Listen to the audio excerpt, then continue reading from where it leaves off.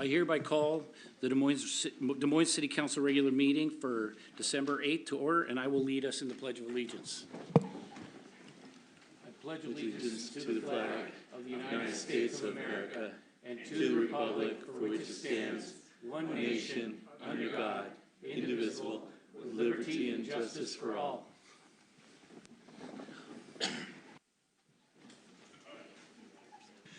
Let the record reflect that all 7 council members are present. Are there any correspondence? None other than the emails received by council already. Okay, thank you. All right, it'll be time for public comment. I'd just like to remind those participants that any person making personal, impertinent, or slanderous remarks or become boisterous, threatening, or personally abusive while addressing council will be removed from the meeting, and you will have 3 minutes to speak. And we'll start with Miss Charlene Balcauzo. Did I get it? There you go. Second time, you know. Thank you, Mayor, Matt. You know, I'm really new to this process, but I really want to keep this issue alive because it's so dear to so many of our citizens. But I want to recognize Mr. Mathias tonight because I read the credentials that are posted on the city's website, and you have sterling, impressive credentials. I really want to honor that, and I also recognize that our community owes you a debt of gratitude for what you have done for our city thus far. So with that being said, thank you, Council, for these couple minutes. But what I wanted to say about the hotel, I'm in the community, I don't have a view, I don't have any vested interest in anything but preserving our open space and making that a usable space for all. And I just think a boutique hotel in that location is not reasonable and profitable even, maybe to the city, but it's not a good idea for the community as a whole. Now, I also want you to know that as I stand here, and even the others that speak on this same subject, we represent 50 to 100 people, not just me and my spouse, but many people, everyone I talk to. And I even thought, is this a senior citizen thought of not being very progressive? And I really think of myself as being progressive. But I asked my staff, and they all live in Des Moines themselves, and they're all younger, you know, they're in their 30s, much younger. And they also are against it. So I just really want you to take our comments seriously and think of a different location that would benefit the entire community. Thank you. Thank you, Ms. Balcauzo. Moving on to Mr. Jim Wilson.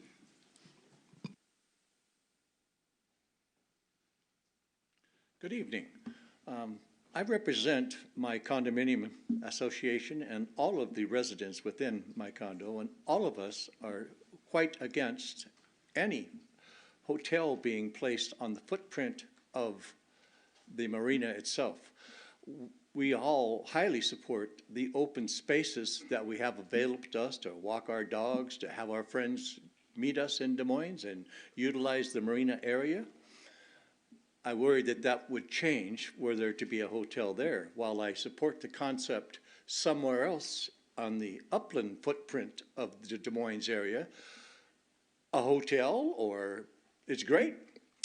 That would be wonderful to support our businesses, our taverns, our restaurants would gain from that, but not on the footprint of the marina. It's the wrong place for it. I vehemently am against that. Thank you for your time. Thank you, Mr. Wilson. Moving on to Robert Whalen.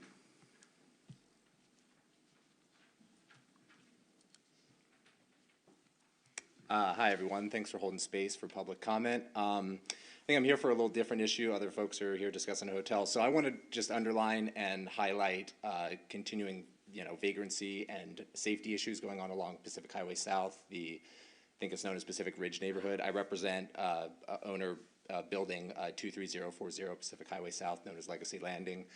You know, we just continue to have vagrancy, vandalism, trespassing, littering, graffiti, harassment, threats of violence against tenants that we've had in the building. Twice in 2022, we've had exterior storefront glass windows smashed. Weekly occasion, we experience graffiti, defacements to our property, chronic littering daily. These are all expenses and hardships that my office, we have to pay for out of pocket to maintain our building and the cleanliness that I'm sure the city of Des Moines expects of that building along Pacific Highway South, which is a very visible building when you enter the city. We frequently have homeless people sleeping behind our building. Urination and defecation behind the building is a common occurrence, which is really gross and a biohazard. The blind spot behind the building gives easy access for people to do these things, right? Just this past weekend, a tenant of mine working in his restaurant late Sunday evening faced threats of violence when he asked a trespasser to leave the parking lot. This trespasser brandished a weapon and threatened to shoot him, right? It's like not acceptable. We have serious safety issues at this property. We have a permit open with the city of Des Moines to get a vehicle access gate built on the property at the parking lot entrance. We've faced a lot of bureaucratic red tape and hurdles and kind of moving goalposts to get this to happen. Every time we satisfy something that's being asked of us, something more comes upon us, and we kind of don't know where that goalpost and where the final, landing spot is. That permit number is BLD 2022-0779. We've paid over $45,000 for our fence contractor to build this gate. It's a very nice looking automated safety gate, and we'd love to get it constructed. As of right now, we're being asked to get a civil engineer to submit a deviation request to resonate or to prove that it's okay to have the gate closer to the street than I think is legally allowed by 30 feet. However, I'd like to point out that other businesses up and down Pacific Highway seem to have their gates closer than 30 feet to the curb. And I don't bring that up to get other people in trouble, but we kind of just want the same safety afforded to us that has been afforded clearly to other businesses along Pacific Highway South. Thanks for your time. Appreciate it. Mr. Whalen, Sir. the city manager just had a couple words for you. Yes, thank you for that. Two comments. First of all, if you would email me your building department application and so forth, I'd just like to see what's going on with that. And if there's a way to facilitate that, we certainly will look at that, ways to solve whatever the issue is. Yeah. The other thing is I encourage you to be in contact with our police department. Make sure you call 911 when events occur. That's the venue to get a response. I think the chief's here in the building and a number of officers you can see. We're anticipating your comments. No, I'm just kidding. It's yeah. a highly staffed event. I love it. Yeah, there you go. But this hotel's a big thing. But we take every word you said seriously. And we want to do everything we can to ensure both safe and orderly conduct of business in our city. So if we can help you with, I can't intervene in regard to what the ordinances and requirements are, but we can make sure that it's being processed in the most efficient manner. And the second thing is for you to take on the responsibility, call 911 as often as you need to, and then work with our police department to find solutions. And we have a number, we have a lot of experts against the wall over here that know things that can be done by businesses to make them safer. And so we want to work with you on that. So thank you for your comments. Do you have a business card or anything? Or I could. City clerk, I think, can give you. Okay. Yeah. I would love to meet in person with someone from zoning or planning to be able to talk. Sure. About this case. Absolutely. Awesome. Okay, thank you. Thank you. Thank you, Mr. Whalen. Moving on to our last speaker was Ms. Christine Tollefson. And I got that right? Yes, you did. Okay, thank you. Good evening. Thanks, council members. Again, I'm here to speak for all of the Des Moines citizens who do not know yet about the North Marina parking lot and the hotel. We're telling everyone we encounter in Des Moines about the current proposal, asking them to tell their family and their neighbors of the city's plans to build the hotel there. The hotel appears to be in direct conflict with the city's Shoreline Master Program, which outlines placing new commercial development where other commercial development already exists up in the downtown core, limiting non-water oriented uses to locations away from the shoreline. The city's plan to build a hotel down on the waterfront has the marina floor area competing against the downtown core. With the hotel ruining the skyline at the marina, where will individuals be parking? Yes, the plan is to build a 90-room hotel and a 60-car parking garage. Where are the other 30 hotels guests going to park? Let alone individuals attending events in the park, partaking in weddings, parties, outdoor concerts, the Blues and Brews Festival, and multiple other events. Where are all your ferry riders going to park?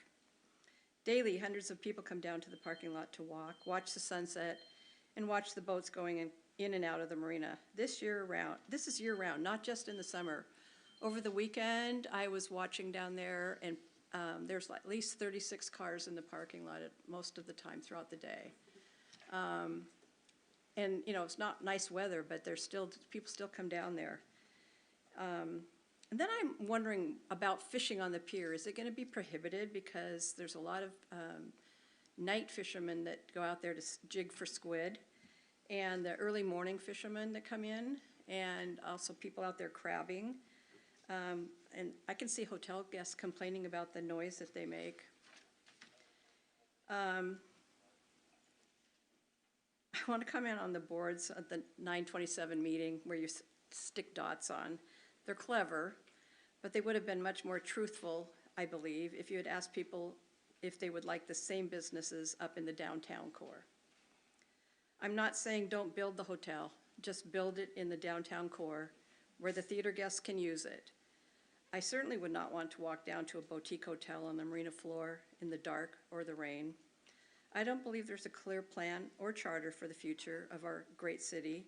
Again, I would like to go on the record and suggest that the planning committee be reestablished.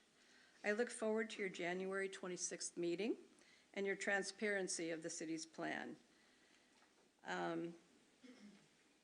You've stated that you will entertain follow-up questions this time, and I really hope so. Thank you. Thank you, Ms. Tollison. All right. City Manager Mathias, the floor is yours. Thank you, Mayor. Good evening, everyone. Glad to see everyone here. City Manager's report tonight, we're going to start with Shannon.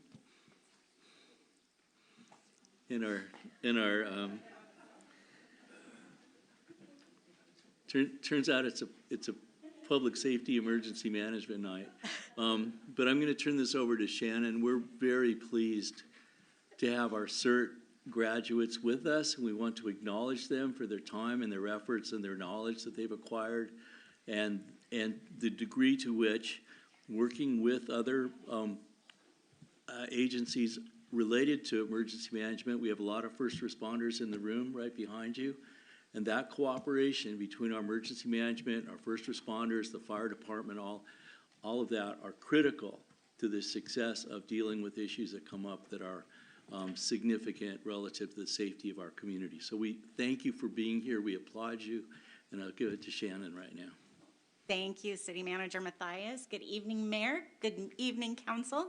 My name is Shannon Kirchberg. I am the Director of Emergency Management and Workplace Safety. I am here tonight to introduce you to our most recent CERT graduates. This past September 8th, we started our first CERT class since COVID. Round of applause. We partnered this year with the City of Burien and the City of Tukwila. We had a total of 38 participants sign up.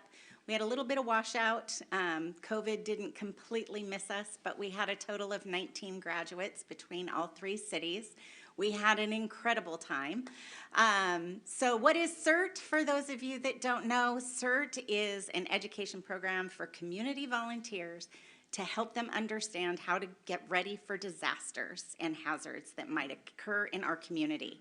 So what do CERTs do? First and foremost, they prepare themselves and their families in case of a disaster. And then they work with their communities to make sure that they're prepared as well. In times of disaster, they always assist their family first and then reach out and help out their neighbors and their community when our first responders are not available for immediate response. They help me and council promote our CERT program to their friends, families, and neighbors. And most importantly, they get involved. These are the people that we want to tap to volunteer in our city for our community events. And we offer them ongoing trainings to keep their CERT skills sharp. So we're working on our calendar for next year.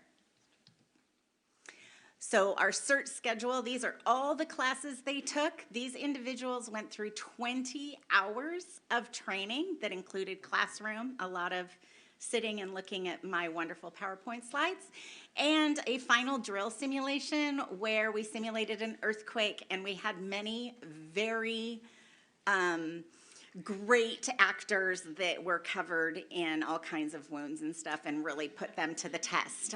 It was a great time, and they did a great job, no matter how many mistakes they keep telling me tonight that they made during the drill. Before I get to the graduates, I cannot go without thanking our partners, City of Burien, Eric Torres, City of Tukwila, Mindy Matson, and Kayla Sonati, Sarah Miller with Miller Consulting, Pastor Pat Ellis with Puget Sound Fire, South King Fire and Rescue, Tukwila Fire and Rescue, King County Fire District 2.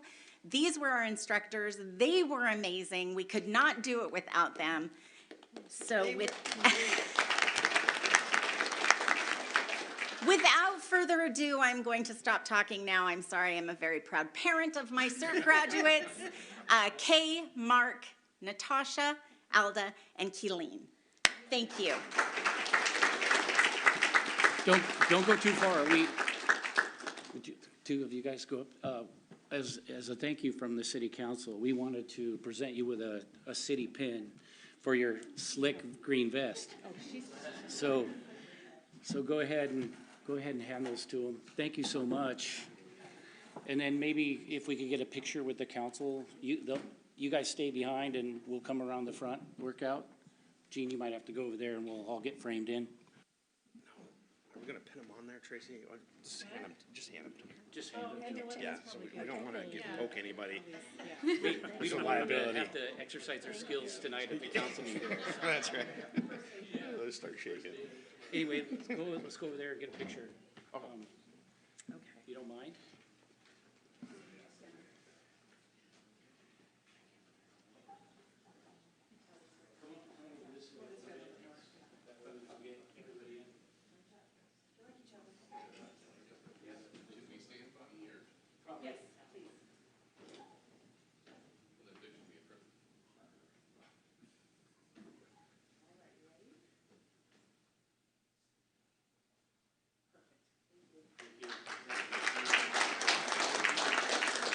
One more slide.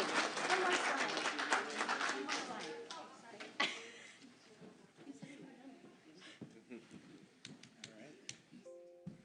Thanks. Ooh. Hang on, one more slide. Oh, backward. Oh, forward. There we go. Just real quick, I wanted to let everybody know, because I have a microphone, free at-home COVID-19 testing kits are available again. Say yes to covidhometest.org. You can get 10 per month per household. So please order your tests, be ready. Also, the expiration date on most of the COVID rapid tests has been extended. So don't pay attention to the expiration date. Go to the FDA.com website, look up the brand that you have, and they've been extended 5 to 18 months, depending on which one you have. Okay? Thanks, guys.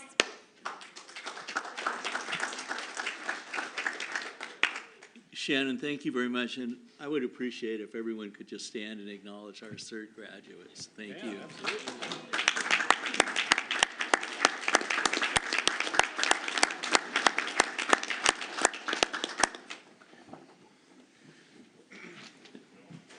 I think, Mayor, if there's a relatively common theme through the presentations tonight, it's the value of volunteerism and engagement in our community. And a lot of the things that happen would not happen without the number of volunteers that participate. They do so unsung heroes in our community. We're pleased to have a chance to honor them. And, excuse me, with that, I'd like to bring up our police chief, Chief Thomas. And I like when you bring backup, Chief. Okay, good evening. I have a presentation to give, and I want to recognize some officers. But I only say that because that's the only way I could get the person that I really want to tonight to recognize, to get to come here. And I see she's got the look already, so I know I was right. So tonight, and you can see by the amount of our staff from the police department that are here, we are going to recognize Louisa Bangs.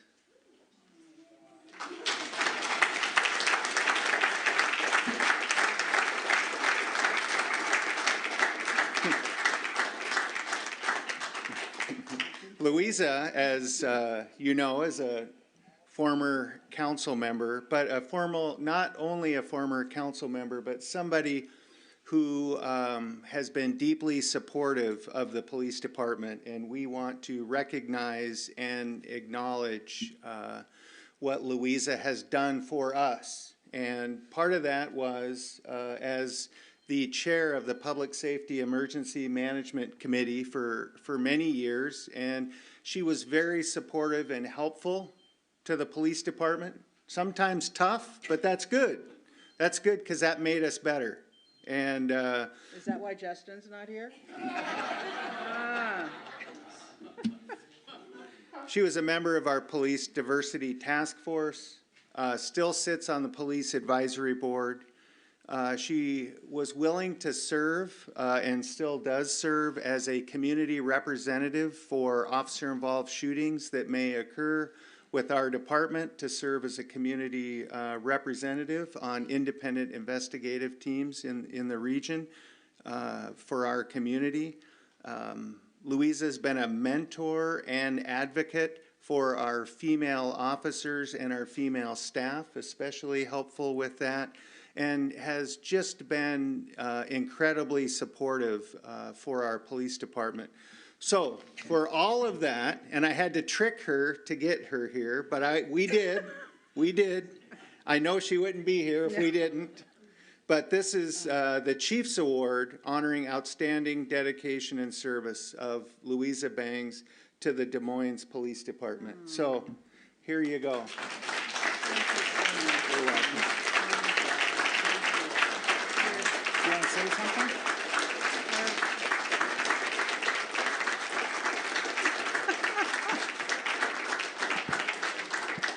You know, really, you basically said it all. I mean, if it wasn't for this council, me living in this city, and working with, I'll say it again, the finest police department I've ever seen.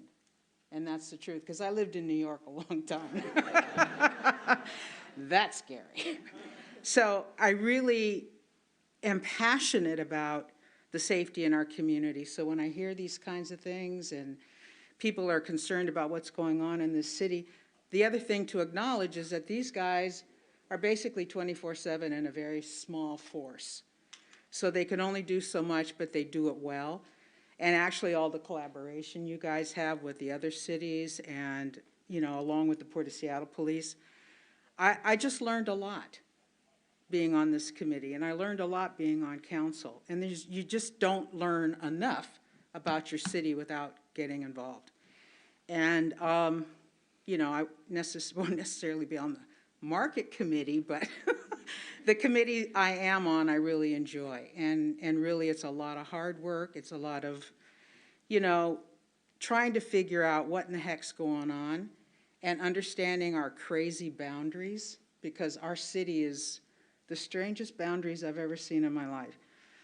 It's not like you guys stop at Kent or you stop at SeaTac. You keep going and you keep working. Again, the finest team, and you really are okay, Chief, too, you know.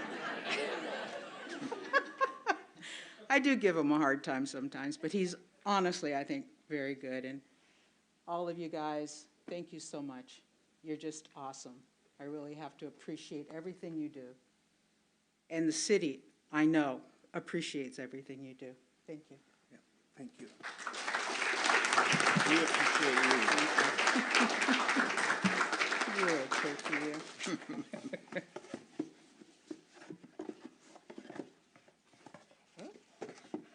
I have to help, I tell you. There you go. Thank All right, you. thank you. That's awesome, Chief. I just want to say, I think we learned from Nadia how to do this. We had to trick Without giving Nadia's it, without giving it away, right? So Chief, I know there's one other issue you want to talk about, which we appreciate, so feel free.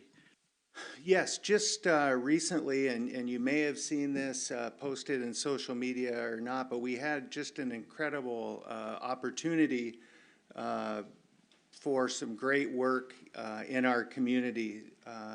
About a month ago, maybe 2 months ago, Councilmember Jeremy Nutting was out riding with one of our officers, one of our supervisors, and they were dispatched in the middle of the night to a business up along Pacific Highway South that had the front window broken in.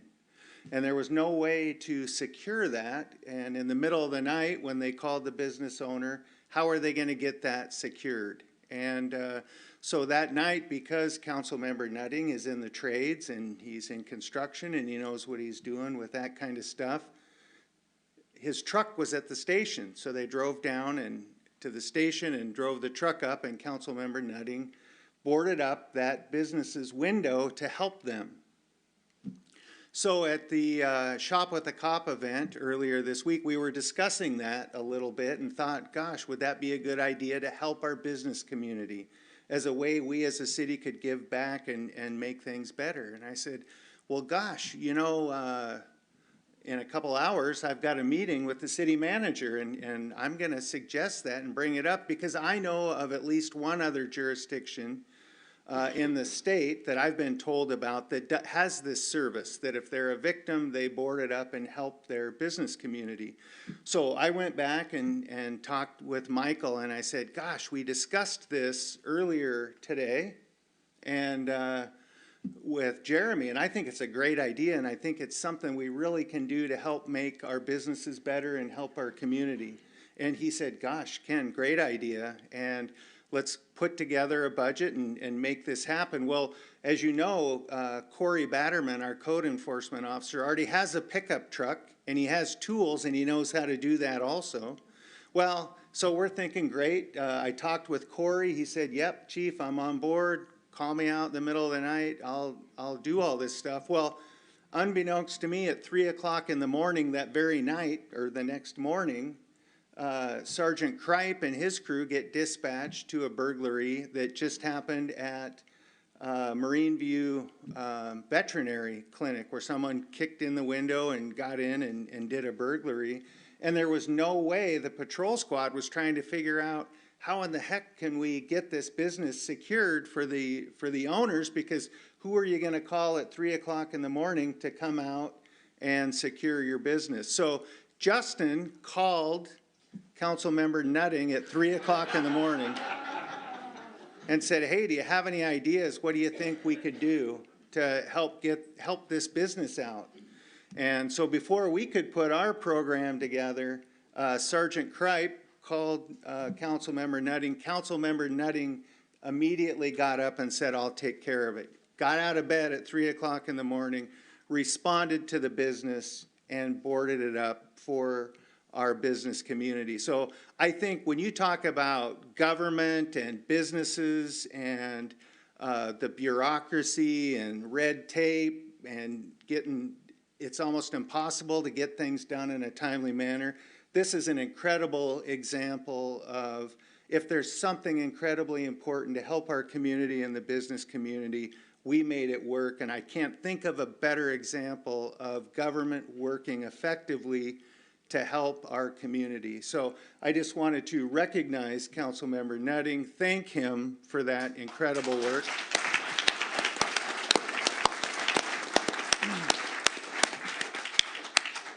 So thank you. Chief, thank you very much. Thank you, officers, for being here tonight. I'm going to skip ahead to an item that I wanted to just brief council on.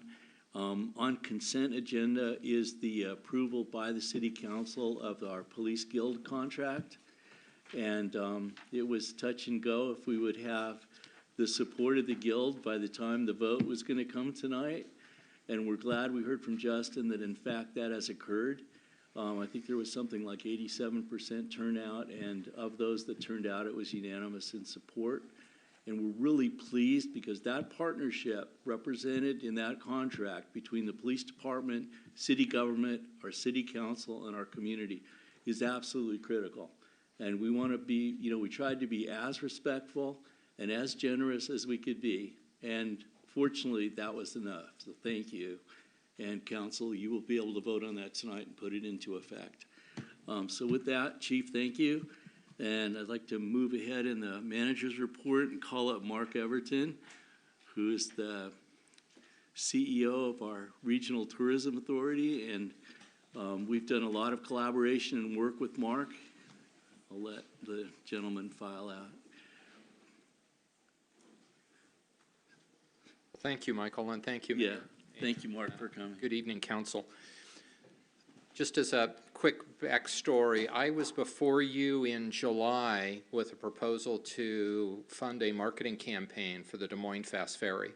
And at that point, the ferry was just about to begin its inaugural run this year. And it was doing so without really an identity, really a marketing campaign. The city had worked very diligently in creating the program, but really didn't have a way of getting that message out to the broader community. As a marketing organization, we stepped in. The proposal I presented to you was roughly about $15,500, which is what we estimated would be needed. And I'll kind of give you a quick recap of that, if I may. And I believe if I hit the right arrow button, there we go. So the campaign objectives was to create a logo and an identity, promote the Des Moines Fast Ferry to a regional audience. We would use social media search engine and banner ad advertising. We would do a postcard mailing, and we would do geolocation and path of travel tracking based upon the cell phones that people would carry on board the boat. And that geolocation and path of travel enables us to identify where they came, where they went when they were up in the Belle Harbor area, and conversely, those people that came down from Belle Harbor, where they went when they were down in the Des Moines area. The LTAC funding, and LTAC is the Lodging Tax Advisory Committee, so it's the lodging tax that the City of Des Moines derives from the hotel guests staying within the city. We asked for $15,500 for that. We actually expended $8,283, so there's a credit back to the city of roughly about $7,300 that's coming back to the City of Des Moines. And at that time, when we discussed this, there was some concern about, where were we going to be on costs? And so my staff estimated about 200 hours that they put into this program, and none of that was included in the charge, so that was all gratuitous. We did that as an effort to have a more robust marketing program. So the expenditures were actually out-of-pocket expenditures where we physically wrote checks for the advertising and for the printing. Website, just to give you a sense of what we were able to do between September 7th and October 5th via an organic search, which is an unpaid search. We had about 15,000 people that visited that clicked on the website and visited our website. And of those, about 3,000 clicked on a link to buy tickets or the more info button. And we estimate about 3/4 of those people were buying tickets. So if you assume most people were buying 2 tickets, we'll take credit for probably selling around 5,000 or 6,000 of the ferry tickets that occurred through our website and through the organic search process.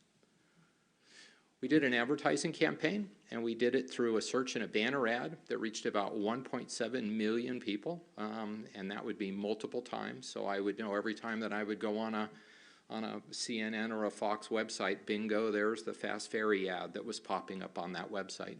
From that, 18,000 people clicked on the banner ad to learn more about the ferry. And our out-of-pocket expense for that was a little over $4,000, or it cost us about 22 cents per person that actually clicked on an ad. We also ran ads via the social media platforms, and we got about 250,000 impressions. And of that, 10,000 people clicked on the ad. And the cost on that was about 41 cents per person that we actually got to click and read the ad and learn more about the ferry. So in total, we reached almost 2 million impressions. with close to 30,000 people that clicked on the website at a cost of that $8,200 that I showed on the first slide, or roughly about 28 cents per person that came to visit the ferry website and learn more about it.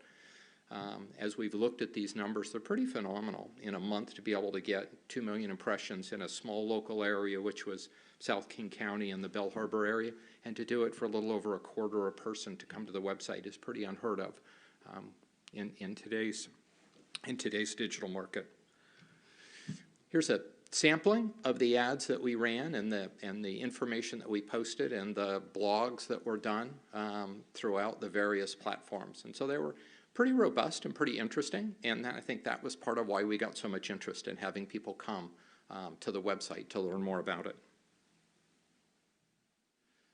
And this, it scrolls, so it shows you some of the additional ads that we did. We had indicated that we wanted to do postcards, kind of old school mail postcards, and we had planned on doing 5,000, but when we saw how effective the campaign was and the short window of time that we had before the end of the inaugural run, we decided not to do it. We didn't think it would have been valuable at that point. And the other thing that dawned on us while we were in the midst of this is that every day we were getting a dozen different postcards and mailings from all the political campaigns that were going on. So we felt probably don't want to be competing with the school board candidates, and it just didn't make a whole lot of sense to do it in that September-October window. And we did invoke the geolocation on cell phone data, and we're in the process of filtering that and tracking that, and I'll be providing that then to the city manager's office, so you'll have a better understanding kind of where people came from or where they went while they were on the ferry. A couple other, if I may, quick projects. At the same time we asked for funding for the Fast Ferry, we also rolled out a program called the Des Moines Experience Pass. This is a discount shopping pass for people to acquire that they can use then in brick and mortar businesses in Des Moines. We have had signage at the farmers market. We were present at the Blues and Brews Festival and had signage up.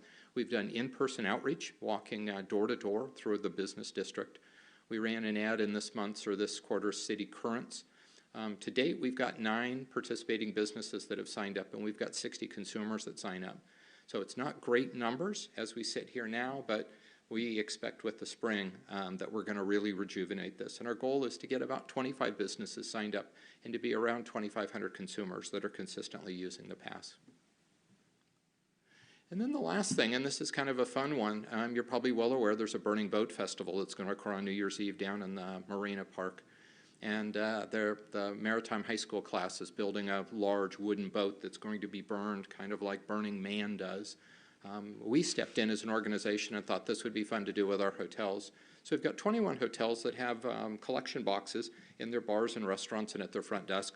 And there's pads of paper for people to write down everything that they want to forget about from 22. And they put it in the box, and the boxes will be collected and put on the boat. So two really outtakes from that. One is the hotels are very excited about participating in it, even though it doesn't generate a whole lot of business for the hotels. It's just kind of a fun thing. The second thing is we did a press release, and we're getting attention not only nationally but internationally. So this is kind of unheard of, this program. And so we've got a lot of media that's calling and saying, what are you all doing? You can make your angst and your bad memories of 22 go away simply by going to one of your hotels and filling out a form and putting it in a box. And so it's kind of a feel-good story. So we're hoping that one of the big Today Show or Good Morning America or somebody is going to pick this up as kind of a feel-good thing in that window of time between Christmas and New Year. So it's just a really fun thing to be doing. And this is, again, something that we're doing as an organization in partnership and to support the Des Moines Burning Boat Festival that's going on. So that's all I had to present. If you have any questions, I'm happy to answer them. Mark, if I may start, Mayor. Really appreciate your presentation, appreciate your efforts on behalf of the ferry and the city. Astonished to see you returning money, which we appreciate. And the other thing too is that, you know, since you took over the leadership at the RTA, there's been a marked difference, and what you showed us tonight is what that difference is. And you're tailoring your responses and efforts on behalf of the city and our particular programs. Totally appreciate that. I've been very pleased to participate in some of the long-range planning activities that the RTA is doing and representing with the city's interests in those long-term goals are going to be. So we're very grateful for your leadership and appreciate Tim and I and Ashley have worked closely with you and your staff, and we're just very grateful that you're here and of your efforts. And with that, Mayor. Thank you. I have Councilmember Harris first. Thank you, Mayor, and thank you very much for it. How does your geolocation work differ from what Mr. Phillips presented? He presented in the final report some origin information. Did you use a different methodology? I may have, and I apologize for not being at last council meeting when there was a discussion about this, and I didn't get an opportunity. I had a scheduling conflict and I couldn't attend that. So it's a little Big Brother-ish, but it's really very, very simple. If you have geolocation turned on your phone, and that may be as simple as having your weather app know where you are, or having your Starbucks app be able to tell you what the nearest Starbucks is when you open the app to order. That is going up into the cloud, and it's using GPS to figure out where exactly you are. That data resides then up in the cloud. And yeah, no, I get it. we subscribe to a service that pulls that data down, filters it, and gives us, in general terms, it doesn't track individuals, but it gives us bigger path of travel. It's just that in Mr. Phillips' final report, he had a little table by zip code, and I just wondered how he derived his information versus if you guys had a different sourcing. Yeah, I'm not sure. Okay, so number two, and this is off on a tangent, I guess, but is there any possibility of a tie-in with airport? I just bang on about this year after year that when you get to SeaTac and you get off the plane, it always strikes me how many more different brochures there are for other cities than there are for, Des Moines and activities. And I just wondered what you guys could do to, get our activities more in front of. Yeah, the Port of Seattle is kind enough to give us display space throughout various locations, and I think we have 9 posters, banners, ads up in the airport. And what we're advertising is our individual cities. So Des Moines has an ad. I think they might have 2, one in baggage claim and one up in possibly the C terminal. And we manage that program, and we incur the expense of installing and deinstalling those posters and the production of those posters. There's no expense to the city of Des Moines for that. There's a QR code, and so travelers that are walking through the airport can use their phone to click on the QR code, and it will take you to a website that will specifically focus on activities and events, so that those travelers can understand when the farmers market's going on, or when Blues and Brews is happening, or some of the other activities that Nice. you've got. Okay, and last but not least, I was struck by the, on one of the slides, I honestly, I don't recall seeing that Fast Ferry logo. It's like pink and blue kind of a thing. But I also was struck by, there seemed to be a lot of different branding type things. And I'm just, is that intentional? Or I guess I had expected to see like one consistent thing that, here's the Des Moines logo or messaging or so on. And it seemed like there were disparate, like you'd hired different designers to do each campaign.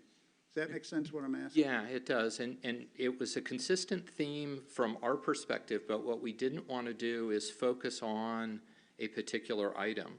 So it wasn't really about the ferry itself as much as it was about the destination. So we wanted to promote Des Moines, and we wanted to show different perspectives of Des Moines, because the ferry is a vehicle to get you from point to point. It's once you've reached that point that we really want you to experience the destination. So it's, except for Alaska Airlines, most airlines have dropped showing pictures of their planes, and they show the picture of the destination because people have figured out that a plane's a plane is a plane, right? And it's really about the beaches in Hawaii, or it's about the glaciers in Alaska. That's what's attractive to people. So we kind of follow that same. So we showed a little bit about the ferry, but we really wanted to show more about the waterfront and the Marina Park and then also Bell Harbor, and use those as the hooks, if you will, to grab people's attention. Thank you so much. Sure. Mark, I just have to add, I I checked out your ads on a regular basis. I thought your logos and the references you said, you accomplished your mission in, showing the destination, both for our residents as local community, as well as those coming from Seattle. And speaking to a few of them as I rode the ferry, they'd definitely seen the ads, and that was one of the drivers that they used it. So I thought it was pretty effective. Wonderful. Thank you. Thank you very much. Michael, you have the floor again. Yeah, Mark, thank you so much. You're welcome. Appreciate it. Our last presentation, and I'm just thinking, looking at the weather, Kim and Susie, like it only seems a short time ago, it was sunny and warm and beautiful, and we're enjoying the farmer's market. But we're really pleased this evening. Kim Richmond and Susie Novak are here from the farmer's market and are going to give us a presentation on how the market went this year. And as far as, we're concerned, the market has become a fixture in our community. Really appreciate all your efforts to make it successful, and we appreciate being able to play whatever role we can in assisting with that success. So feel free. Thank you. Do we need a runway before we begin? That we're selling, just in case. Wanna go first? Thank you, Michael. Thank you, council. Privileged to be here, privileged to live in Des Moines and to have the opportunity to work with so many different great local nonprofits, and to be the president of the farmers market. I'm hooked. What can I say? It's the place you find me every Saturday in the summer. We are a farmers market first. We do have craftspeople. We do have food of various kinds, which makes it all much more fun. So I'm gonna just throw some parameters around this and tell you a little bit about the market for those, where have you been, who don't know much about the market. We are a Saturday market, 10 to 2. We go 17 or 18 Saturdays during the summer. Anybody who's down at the marina this time of year understands why we do not go through the winter. We are managed by a right now 7-member volunteer board. It is a working board, which means that every member of that board either volunteers at the market or does something outside. We have a media person. We have a link with the food bank, so the director of the food bank is on our board as well. And we are all volunteers. We don't get paid to do this, but we do it because we love it, for sure. Market started in 2006 as an effort to bring farmers and community together. I think we've achieved that goal beautifully. Even through COVID, we remained open. In fact, our farmers did even better during COVID. And honestly, that's mostly what we had was farmers. But we're back now. We have all the things that we used to have and then some. We have some great events, which Susie's going to tell you a little bit about in a second here. We figure that we probably have well over 135 volunteer hours throughout the summer in all the people, not just the board members, but all the other people who volunteer to make this happen. We only have 5 or 6 paid part-time staff members to help with putting things up and taking things down and then managing our information booth during the day. And we do have the best market manager in the state, for sure, maybe even the country. That money I was gonna write that check. In Susie, yeah. Let's see, what else here? That doesn't include the Mount Rainier students who come down and volunteer with setup and takedown too. And of course, they have their little bake sale booth most weekends. Yeah. They make Good about stuff. $1,500. Do they really? At that little bake sale, because they do push-ups and all kinds of things. But it really It's fun. contributes to the Mount Rainier. It's very fun, yeah.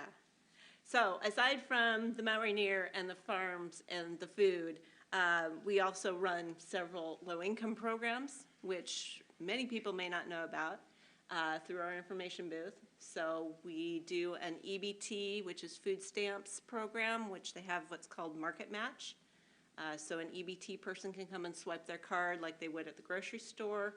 We give them market tokens that they can then go spend with the farmers on fresh fruit and veg. And we give them a match, which is usually state-funded grant, up to $40 this year. So they could walk away with $80 and only have taken 40 off their card. And even in today's world, $80 goes quite a ways with berries and melons and tomatoes and honey and bread.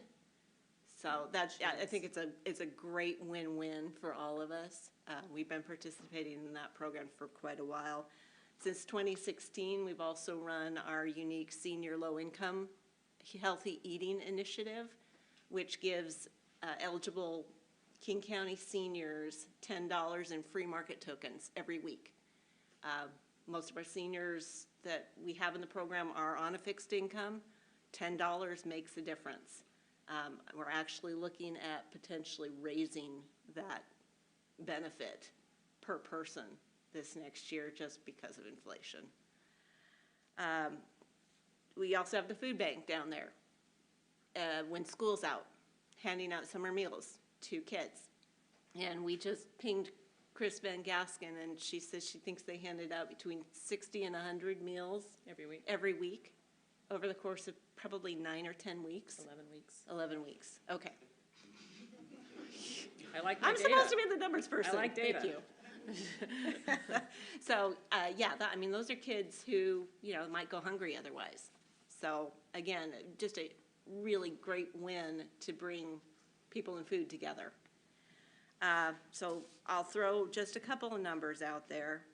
Our total vendor sales last year were just over $500,000.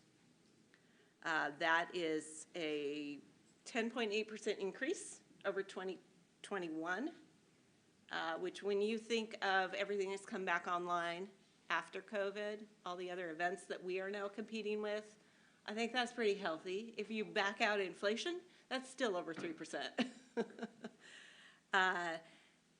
I think we have an average of about 2,000 attendees. That's a rough figure. I do have the actual figures. But then again, we're depending on our volunteers to count at all the gates. And when we don't have the volunteers, we don't have the count. So that happened some this year. But over 2,000 people a day. Of course, that changes. Our beginning of the market opening day and our end of the market harvest festival tend to draw quite a few more people. Parking is always a challenge on those days, for sure. As far as the low-income program, so total EBT and market match we gave out was $8,225. And then total of the senior low-income program was $12,260. Yeah. Of that program, that is funded from, I believe, the lodging tax as well, run through King Conservation District. So you all are responsible for funding that for us. Thank you very, very much. All of our seniors have come to look forward to that benefit, and they're part of our family now. You know, they recognize us, we recognize them. It's just really fun to deal with all of our folks that we see down there. It's our market family during the summer. I'm going to let Susie just talk about a couple of our events now. Thank you, thank you. Well, good evening, Mr. Mayor, City Council, City Manager, City staff, everybody that showed up, not for us, and the 14 people watching at home. So, oh, wait, my husband and I are here, so 12 people watching at home. Okay. Anyway, my name is Susie Novak. I've been a resident of Des Moines for about 9 years. I've run the market for the last 5, heading into the 6th year. And I actually remember my first meeting here 6 years ago, and I didn't know what I was doing. I didn't know what I was talking about. I don't even know what I said. I was literally hired 2 months before the market started. I'd never done a farmer's market before. I figured it was like putting up the circus. How hard could it be? Well, it's hard.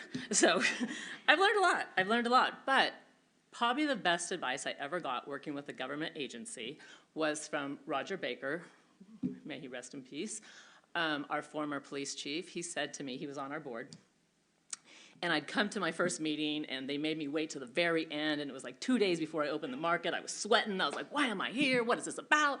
So I'm barking at him the next day, and he started laughing. He says, oh, you feel special, don't you? And I said, well, no, not really. And he goes, this is government. And he goes, first of all, I can tell you, you work at 150 miles an hour. He goes, They work at 30 miles an hour and start in reverse. And I went, oh, okay, no offense. But it made sense to me, and it helped me figure out how to operate. And so over the last, I've had great advice from City Council, from our manager, from our mayors, and all of that, from citizens. I have lots of advice all day long at my market. People love to give me advice, good, sometimes good. Usually I listen. And so I have learned a lot, and one of the things I've learned that the most important thing is I work for the farmers first. And our farmers, we're gonna lose a few this year, we lost a few last year. They can't hardly make it through COVID. They didn't understand getting COVID money. A lot of the immigrant farmers didn't understand the process, thought it was a loan, thought it was something they couldn't afford to do. They have gas increases, fertilizer increases. They drive old box trucks. Most of my farmers come 2.5 hours away, so that's a long drive. It's why people say, why don't you have the market longer? Well, a farmer has to get up already. They have, those guys that are coming to the market are either the pickers or the farmers themselves. They have to get up at 4 o'clock in the morning to get to my market. Their truck has been loaded either the night before. Then they gotta go back, unload that truck because they're at another market the next day. We're very fortunate having a Saturday market though, because most of the produce that you see has been picked on a Friday. So it's really nice. It's not been handled by a lot of people. It's great to support the farmers that way. Farmers markets are the retail outlet for 85% of our farmers in the state of Washington, in all states, because most small farms, we're made up of 85% small farms, and of those 85%, something like 78% of them only make, I think it's like under $250,000 that they gross. I mean, their seeds alone are $25,000.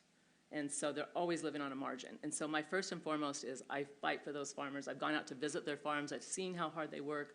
I see what they do. So I want to do everything I can to get people to get fresh produce to all of us and get people down there and get them money. So $20,000 that we added to their coffers by having these food gap programs, that's a great thing in itself for not only the people, but also for the farmers. So I've also learned that our farmers are probably, as poor as they are, the most generous people. At the end of the day, they are constantly checking with us to see what can we give this to somebody? They're giving us boxes of produce. So I just love that about them, and that's why I will do anything for them. The farmers market itself, though, has, of course, like she said, food trucks, and we have, we're a farmers market with we bring an event to our community. Some farmers markets are purely farmers. Some are, Ballard Market. She was talking about our numbers. Ballard is a $9 million a year market, but they're open year round. At the peak of their market, they have 125 vendors. So they're a big deal. At the peak of our market, we get maybe 55. And so we've lost a few. We've lost a few through COVID. We've gained a few through COVID. We've seen some changes through COVID for sure. We barely made it through COVID, even though our numbers were looking good. We only had 22 vendors during COVID. We could only have essentials. So it was a little bit tricky. We had to, spend money on all the things like all the other businesses. We had to jump in there with signage and masks and sanitizers and do all the things, and yet we had so many people come down and still support the market. It was fantastic. Couldn't complain at all. I have about 45 pages. How many more minutes do I have? Okay. There aren't that many words on that page. I know. So the other thing is that I love is the opening day is my favorite day because it's like we've all come back out of the woodwork. And everybody at the market is like, hey, it's so good to see you. Let's get together for lunch. Let's do this. And that, to me, is such joy because what a great event. And no, not patting myself on the back. I don't do that. But I love the fact that everybody's coming down there and they're like, hey, oh, my gosh. And so they're utilizing that as also a great place to catch up with everybody, to get reacquainted, and also to be, again, supporting small business. That, to me, is always amazing. We have quite a few events always planned, and not all of them come out. So, big plans. Last year, and we've done this twice, we've had many businesses in the community support the farmers market. We support other businesses as well. Opening day, we gave 1,000 bags away. We've done this twice. We've given away 1,000 canvas bags of different kinds. Edward Jones graciously stepped up. Doug Meyer's office stepped up right here in Des Moines to sponsor that. And we allowed this year, and last year we allowed the businesses to put whatever they could, any swag, coupons, whatever, into the bags, so that it would also benefit the businesses. That's what a farmer's market does, actually, too. It also brings in people to the businesses. I've had many, many people tell me that on Saturdays their business increases. A couple things that we're going to introduce this year, which is exciting. Sorry, I get really nervous. I get really dry mouth, sorry. Personal thing. We're introducing the POP program, which is the Power of Produce. This is a really great kids program. We have a local children's dentist, which is perfect to sponsor this. And what it does is kids come down there that haven't ever tried veggies before. So each week they have a new game. One of them is, put a blindfold on, and we're gonna have 2 types of veggies and see if they're willing to take a bite of them and see if they know what they are. You know, things like that. Reach into the bag and see if you can feel out and figure out what this veggie is. Here's a scavenger hunt. See if you can go find these veggies. Just teaching kids about the power of produce. So they get a chart, they give stickers, they get produce every week. So they get $10 in produce every week. So it's really exciting for the kids. So we're hooking up with a local dentist to do that. Another thing we're doing is we started it last year, the Young Entrepreneurs Program. We saw a lot of kids wanting to be vendors. And so they're like, I want to do it. How can I do it? So we started last year. I think this year we're going to either try to hook up with Legacy or Rotary and kind of get that program a little bit more tightened up. These kids were so excited. They were just hilariously funny, too. I had a little talk with them about how to be a vendor and how to sell at the market. And they're serious. Okay, we're going to do this. And 20 minutes later, after the market opened, they're running around the market crazy. And I'm like, get back over here and sell. What are you guys doing? We had a really fun thing happen this year, too. The Sound Transit stepped up. They're wanting to put money into the community, of course, because they're bringing in a light rail, and so they want to be able to get the word out about what they're doing. And so they normally always come down and do like an info booth and tell us what's going on. This year, they sponsored a tent, and every week we put up a senior sit spot. And Zenith Holland brought us beautiful chairs and plants, and we had bottled water every week for the seniors, and I found a lot of my volunteers in there, but most of the time I found, you know, it was really nice. The seniors really enjoyed it, so we're going to continue that going on. And we have special events during, you know, each month, too. We try to do something special. We had dog days, and that was really popular. Our dogs just demand it. So many dogs call us and want that, so we just finally gave them a day. And so we have dog days. We've partnered up with, we did International Coastal Cleanup, and that partnered with bringing, you know, down at the marina, we had local dive shops, the Highline Community College, MAST, SR3, the Marine Association. You know, everybody kind of came on board. It's an environmental great cleanup. I think they bring up about 500 pounds of trash. You never know what's going to be out in that water. And so that was really fun, and then we had that, you know, within the market space. That was really cool, that we're going to be doing that again. And we couldn't do the market. We talked about this. We couldn't do the market without all the businesses that have jumped in and helped us. You know, we use Print Place. Wesley is a part of it, Judson Park, Harper Studios, this couple that lives over at the Adriana, they have a t-shirt shop. They just happen to have a t-shirt shop, and that's what we sell as a fundraiser. And so they graciously came forward. They were trying to retire, and they decided not to. And so they do all of our printing, which is awesome. And so that's one of our fundraisers. We have a couple different ways we have to raise money for the market. And the biggest thing that helps with our market is the city. Des Moines City has been very, very generous and kind. Our city manager has worked extensively on making it happen. City council, they're always showing up, buying produce. I will say out loud, Jean Oxinger has done our logo. Just one more time, just in case you haven't seen it. And so we've gotten great support that way. You'll see them down there. If you ever want to talk to them, they're there to talk to. Matt is always down there. Their wives are down there helping me out, helping all of us out. And so the market couldn't happen without the city. It just couldn't happen without the city. And I just appreciate it. We had a billboard this year that was really awesome up on Pack Highway. We've got, you know, thank God we have Mark on board to promote in our community. And we really want to work hard with our businesses as well. So that's what the farmers market, that's what we want to bring to this community. It's not just the farmers market of what we bring, but also returning to the businesses and making and building that up. So one last thing, I think I'm on page 47. We got involved with the Winter Wonderland, Waterland, I don't know what it's called, but they had the tree lighting ceremony. We have a holiday drink bingo game going on right now. And at the end of the month, which you still have time to train for, because it's cold outside, is a polar plunge. And so train by just going out to get your mail in your shorts every day, you know what I mean? You'll get cold enough. By the time you jump in that water at the end of the month, it'll be no big deal. Anyway, down at the beach park at the, or the beginning of the month, they say January 1st. So I wanted to give that a little promotion as well, along with the burning boat, which is going to be exciting. Amy, Chief's wife, is working on that, and she's doing a really good job. So thank you for everybody supporting the market. Thank you for listening. Thank you. Yeah. Yep. So if any of you had any questions, we're happy to answer. Just one comment, and Susie, it's nice to know what 100 miles an hour looks like. Oh, one comment. Where are our photos? Where are our pictures? What happened to all of our posters? Didn't they used to live in here? It's being remodeled. Okay, that's all I wanted to hear. First of all, I'll go with Deputy Mayor Buxton, and then I see you, Councilmember Harris, and I see you, Councilmember Steinmetz. Well, I think I appreciate working with the board so much, and your flexibility, your kindness, and this is an immeasurable gift to our community that you guys work so hard, and just on a personal level, you work so hard, professional level, that you provide this for our community. It's amazing. So thank you so much. Thank you, and your support and your presence, just helping us at our meetings is invaluable. Thank you. Yeah, I was going to add that Deputy Mayor Buxton is our liaison, and she does tremendous work there. Councilmember Harris. Thank you, Mayor. I was just overwhelmed, and so something sped by. What was the gross sales this year? 513,000. That's not sales to the market itself. That is our vendors' combined sales.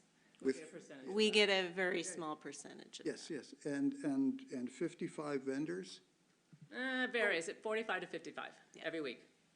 And these people travel 3 hours each way? Farmers travel about 3 hours, 2.5 to 3 hours. A couple other vendors travel like 2 hours, 1 hour and a half. They're not all local. Some are. Some are local. Yeah, we have, our crafters are local. Crafters aren't gonna travel far. With regard to the, if you watch this thing on video, you could have a green screen behind you, and you could have a totally awesome presentation while you were doing your thing. Oh, yeah, that's it. Yeah, that's right. Thank you very much. Thank you. Councilmember Steinmetz. Yeah, thank you very much. I really do think that the market is just a tremendous asset to the city. It's really been well-run, lots of good events that keep it a little different. It's not, you've been there once or twice and now it's the same thing over and over again. And that's what you, I think, have succeeded in doing so well. And I'm there almost every time, so my family gives me a hard time about that. Saturday morning, Dad, you're off to the market. But if we can figure out a way to get you a covered space, is this sustainable year-round? Do you think that could happen? I know that rumor has been going around because I get a lot of comments about that. And I actually hope that would happen. To build a year-round market, it cannot happen overnight. A farmer is not a grocery store. So you have to decide how that's gonna work. And a farmer that's, I would say most of my farmers are farming 3 to 7 acres, except for my berry farmers. They farm probably 40 acres, but they also go to 37 farmers markets a week. So they have a different scenario than the smaller. And so it's a matter of, can you get these people year-round? What can they sell year-round? None of my berry farmers can sell year-round unless they're growing produce, and they can only sell root vegetables at that point. So a lot of my farmers switch over to Christmas trees or pumpkins or things like that. So it's a little bit tricky. And the ones that are already, there's only, in Seattle, King County, I believe, there's only 5 year-round markets out of 48. So you can see that it's not always easy to do. But even if you can extend it under a building, I would say the first four years I ran the market, the very first Saturday of October was horrible. And I said to myself, ooh, thank good. I do not like working in bad weather. And so, so I was really happy. This year, actually, we had a hot October, but you're not gonna predict that. And we've held on to tents, and it's like, it doesn't matter how many weights you put on those tents. Come on, you're flying. And that makes it a little difficult. So being under a building, absolutely. And what I'm doing is, because I had been told this before, I'm building a market that can sustain that too, because I gotta bring in vendors that can handle that. I just got a call, I'm so excited. Just got a call from, these are the things that excite me, from a salmon vendor that wants to sell salmon on our market. And I've been trying to get a fish vendor for so long, it's not easy. So I am just like, these are the little things that make me happy, what, yes, come to my market, type of thing. And so, but with that, because that's what helps me build that year-long round market, is I can get a guy that's fishing up in Alaska, bring down his fish, blah, blah, blah. And that's very feasible, but it's a long build. It cannot happen overnight. Well, I think I can assure you, we don't It's- the work building's that not gonna fast, as happen. you already know. Well, 30 miles an hour. Yeah, you know. Come on. Starting in reverse, but. Don't even let me get on the council. No decisions have been made, but I just wanted to hear whether there was enthusiasm for that. Thank you. Absolutely, absolutely, always. Yeah, a couple of comments. You know, appreciate your efforts to get the salmon vendors. I know that we've been taking some parallel tracks. Scott's been working on a couple of things relative to bringing that facility to the marina, which would be awesome to coincide with the farmer's market. The other thing is that although nothing has been established in stone, right now we're in the process of looking at what marina redevelopment looks like.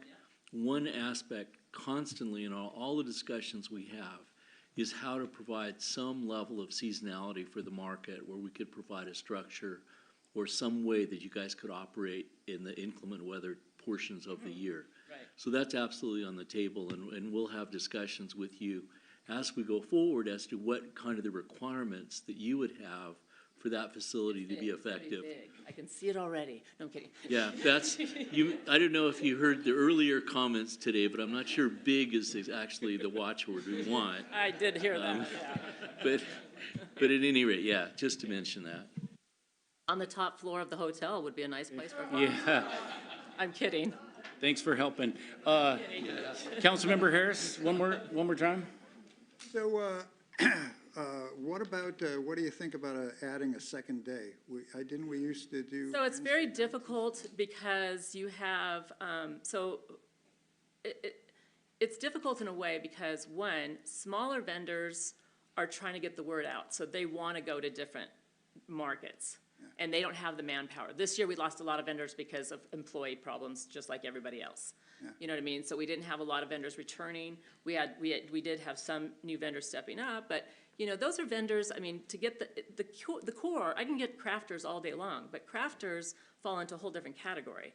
I want to get those farmers, I want to get the honey vendor, the cheese vendor. I just got a pig vendor, pork, you know what I mean? So I've got pork, I've got a chicken, a guy that grows chickens. You know, I mean, this is what I want because I want it to be as much as of a grocery store that it can be.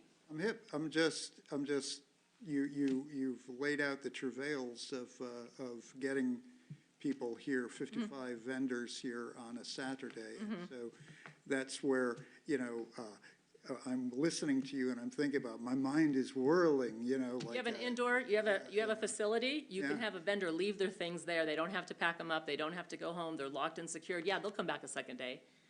But a farmer has to go, you know, a farmer has to have storage, they have to have cool storage. I mean, there's things that you'd have to do to get that second day. You can't ask them to go 2.5 hours home and load up in 2.5 hours back. They're gonna stay in a hotel somewhere, stay overnight, have their produce with them and sell the next day. That's the only way they can make money. Thank you. Tell you, you're gonna have to have a whole lot more volunteers. Yeah.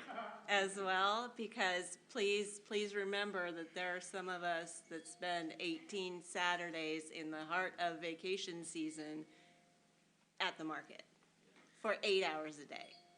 So I do 10 or 12. You do 10 or 12. And I get paid a fortune. But I have a 40 plus hour a week regular Right, job too. right.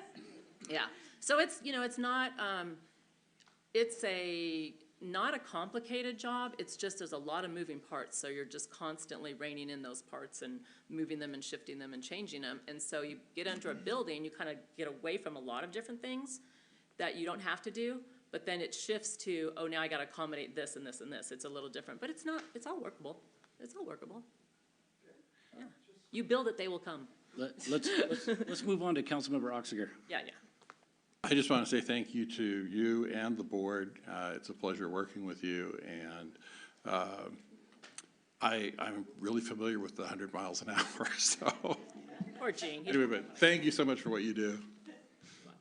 I would agree, both of you guys put a tremendous amount of time down there, you know, as a lot of us are down there, trying to, you know, maintain a presence and cheer you on, and I can't thank you enough for what you bring to the community. I didn't hear, what was the total number of visitors that you guys got? We get about 2,000 a week, but sometimes it was So- 2,500, Well, you know? yeah, so the number last year was 28,619. Which is fantastic. that we Which could is do. probably a little light, because that is the best count we Yeah. can do with our kind of porous Yeah, market. people sneak in through the, the rails. And, Susie, I thought I was the only one that got advice at the farmer's market, so it's good to see I have company. It's on my forehead, give me advice and tell me how to run my job. Yeah, well, we both live that, so, but I can't, I mean, on behalf of the city, I can't thank you guys enough, because, yeah, week in and week out, you guys really burn the midnight oil, and I know, Kim, what it's like to work another job, so thank you. She does, she works a lot of hours. Thank you so much for all your efforts. And I'm just gonna, I think we stand up and applaud them, that's how good this has been.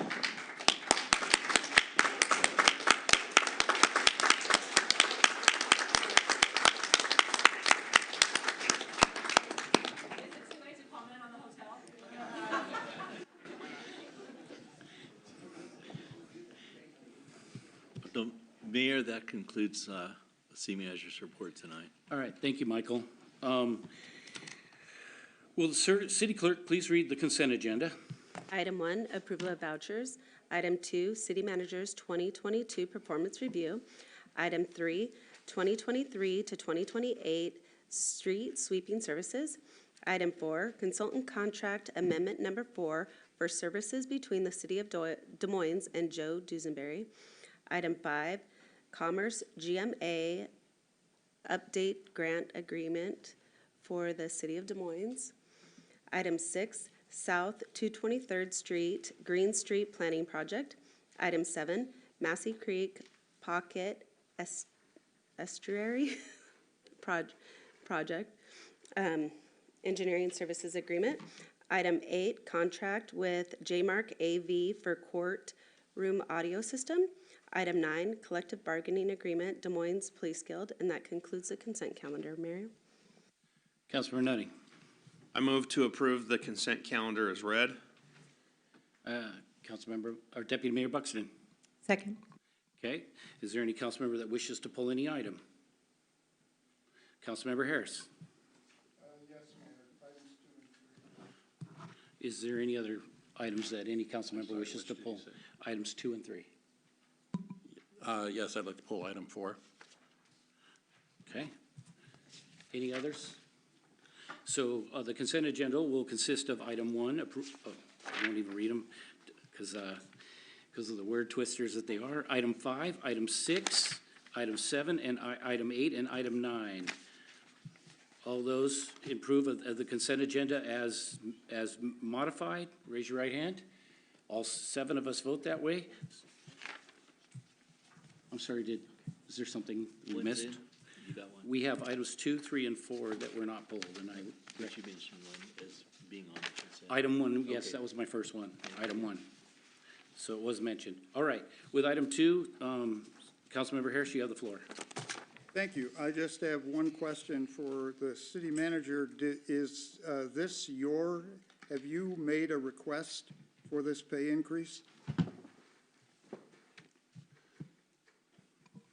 That's a function of my contract. Okay, in the past, I mean, the answer is in general, hypothetically, would I ask for an increase? Yes. But that's a function specifically of my contract of satisfactory performance entitles me to a step increase. That's all I got. Thank you. Councilmember Nutting. I move to approve the 5% pay increase for the city managers effective January 1st, 2023. Do I have a second? Deputy Mayor Buxton has seconded. Second. Any further discussion before I take a vote? Councilmember Steinmetz. Yeah, I want to make some comments on this. The the city manager's contract, which was negotiated before I came onto the council, has various benchmarks in terms of their evaluation performance from all 7 of us. And those are all averaged, and if he meets those benchmarks, then it indicates that the percentage of the increase will be such.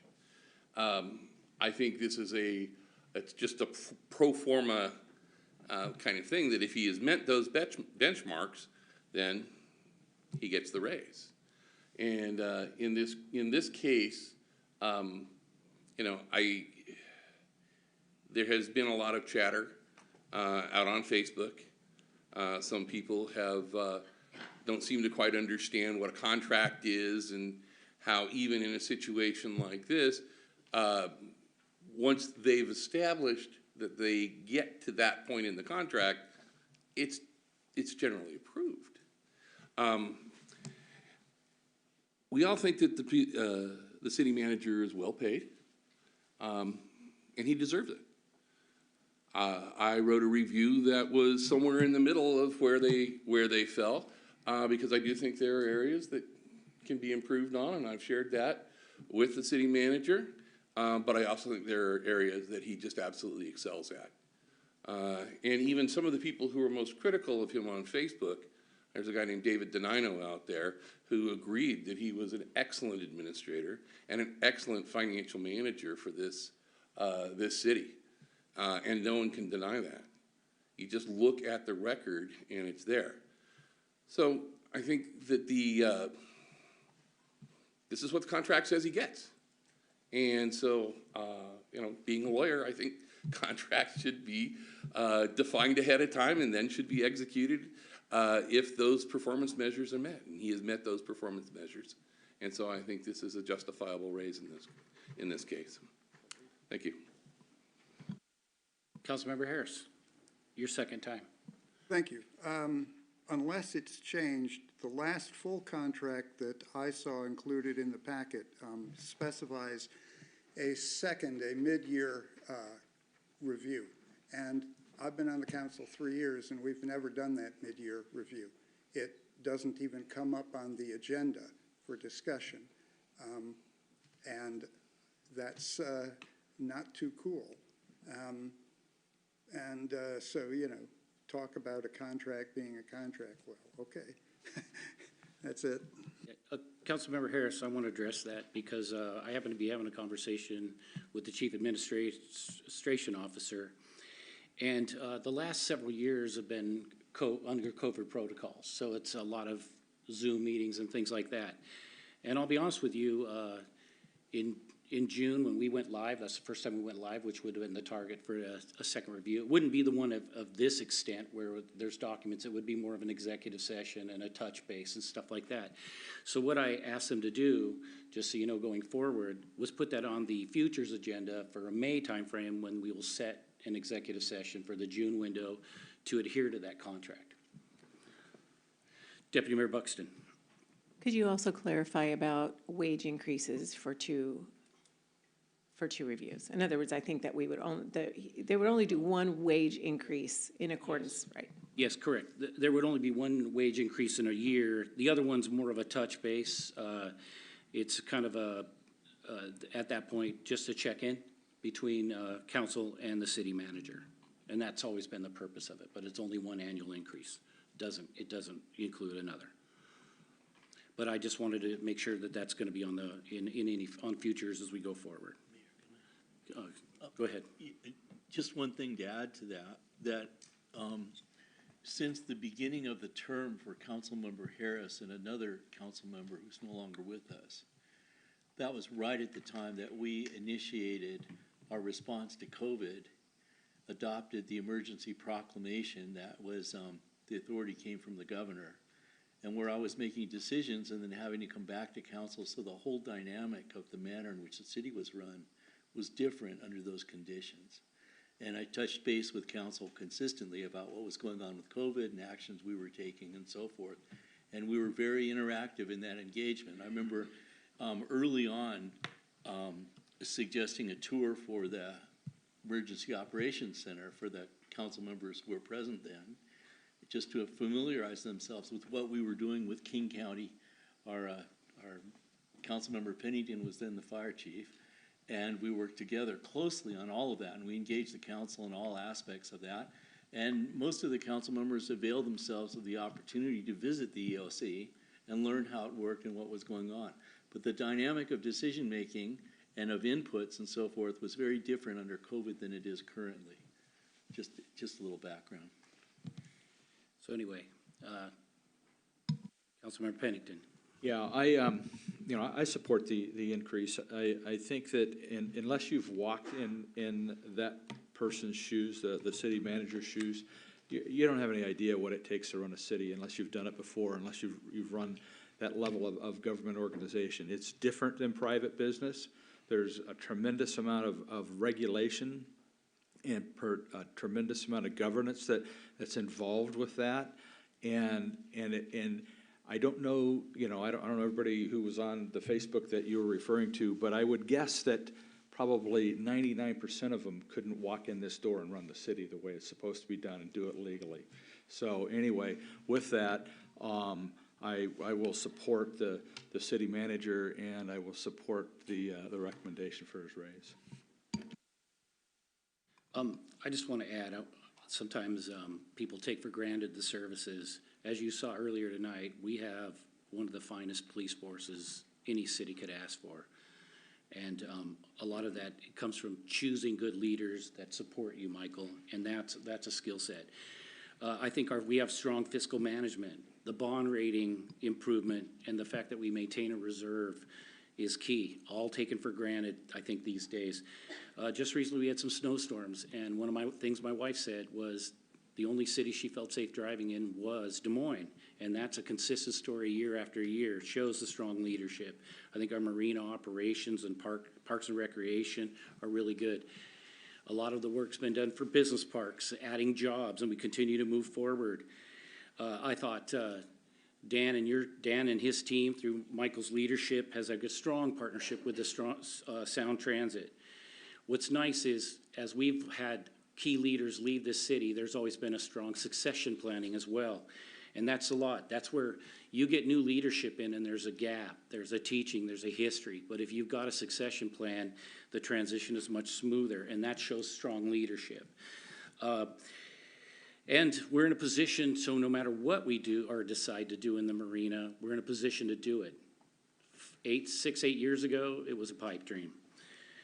And I would say safely that various neighborhoods and areas always have situations that are specific to their needs. Redondo is a perfect case. And I think the ability for us to be flexible and work with each specific neighborhood has been a great asset. So I have to add those things. So I support this as well. Is there any other comments before we go forward? Deputy Mayor Buxton.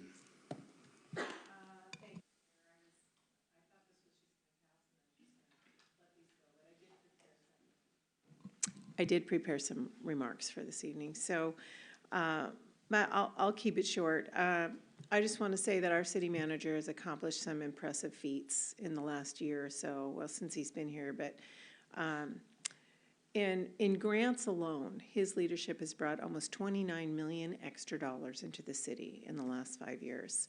Most of these are without matching requirements.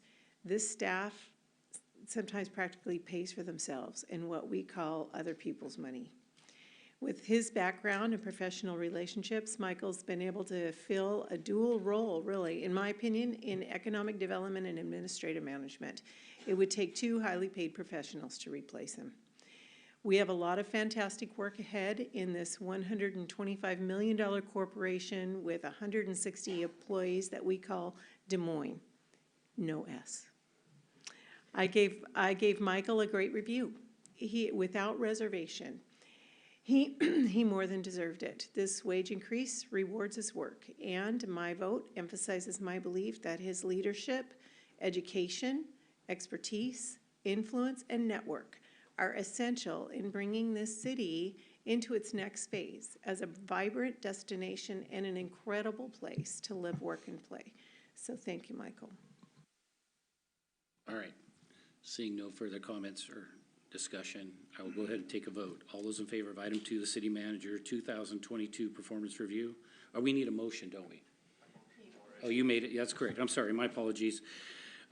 Anyway, all those in favor of the motion, raise your right hand. I see Councilmember Pennington, Councilmember Steinmetz, Deputy Mayor Buxton, Councilmember Nutting, and myself. All those opposed? I see Councilmember Harris and Councilmember Oxiger. Item passes 5-2. All right, moving on to item 3.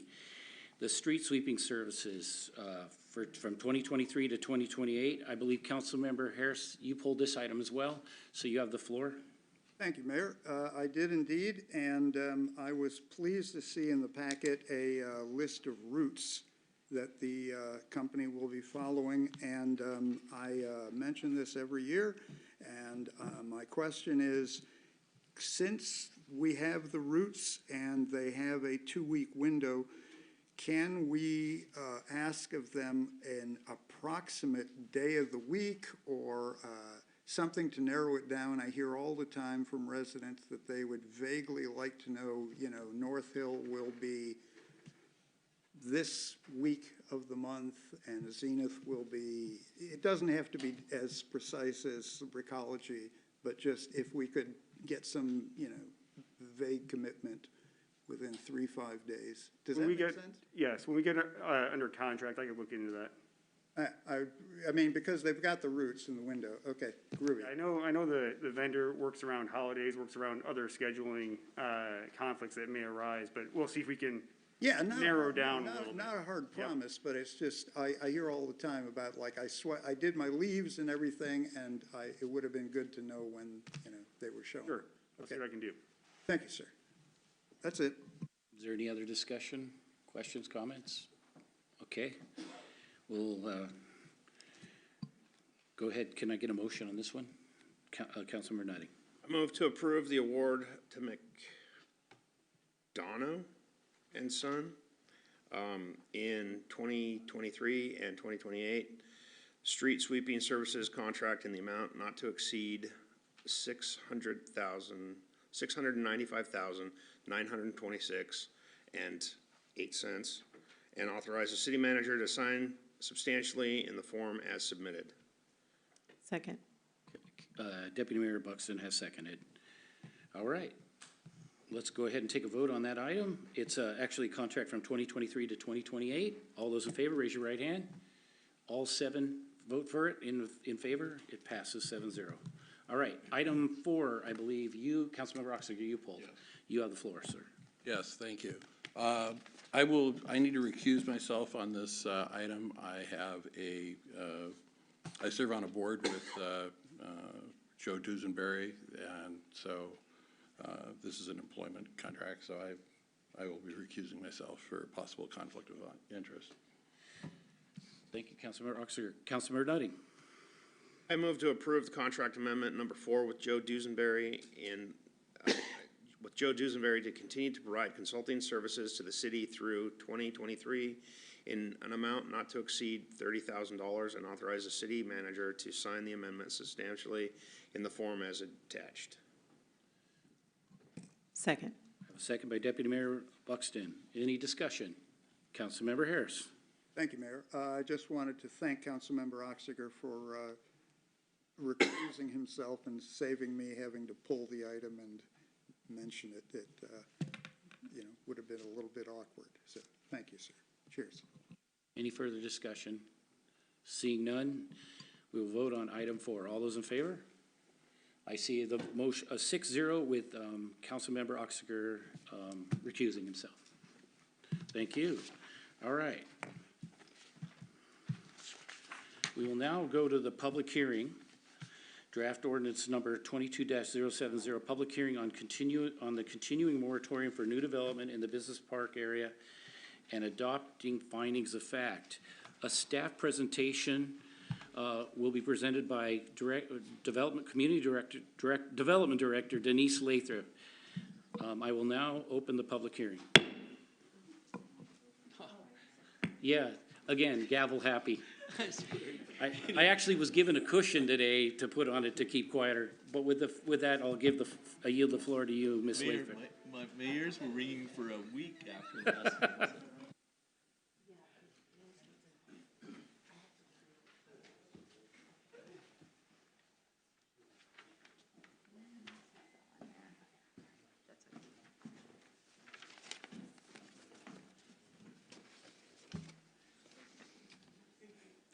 Good evening, Mayor and City Council. Denise Lathrop, Community Development Director.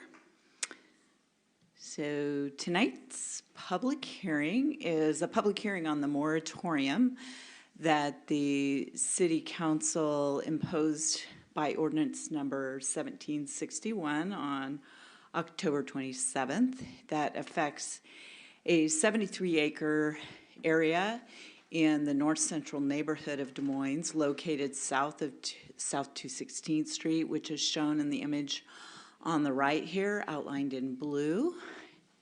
The other purpose of the hearing is for the City Council to adopt findings of fact to support the continuation of the moratorium. So from a legal standpoint, the Growth Management Act authorizes cities to establish moratoriums under the Revised Code of Washington, and it's cited here. Basically a moratorium is a temporary limitation on development. So it basically has a pause on new development applications, and it allows an opportunity for the city to consider new development regulation or development and zoning regulations. And it's a tool that we use in implementing Planning and Growth Management Act objectives. Under state law, it requires, typically when you establish a moratorium, there's no public notice. It's usually an emergency proclamation that that authorizes it. And so normally when we do land use decisions, we have a public hearing, a noticing process and a public hearing. And so for this hearing, it was publicly noticed to those properties within and around the moratorium area, as well as in our noticing public the Seattle Times and that. And so we're required to hold a public hearing within 60 days of the moratorium. And then it's effective for 6 months, and then it can be extended up to a year.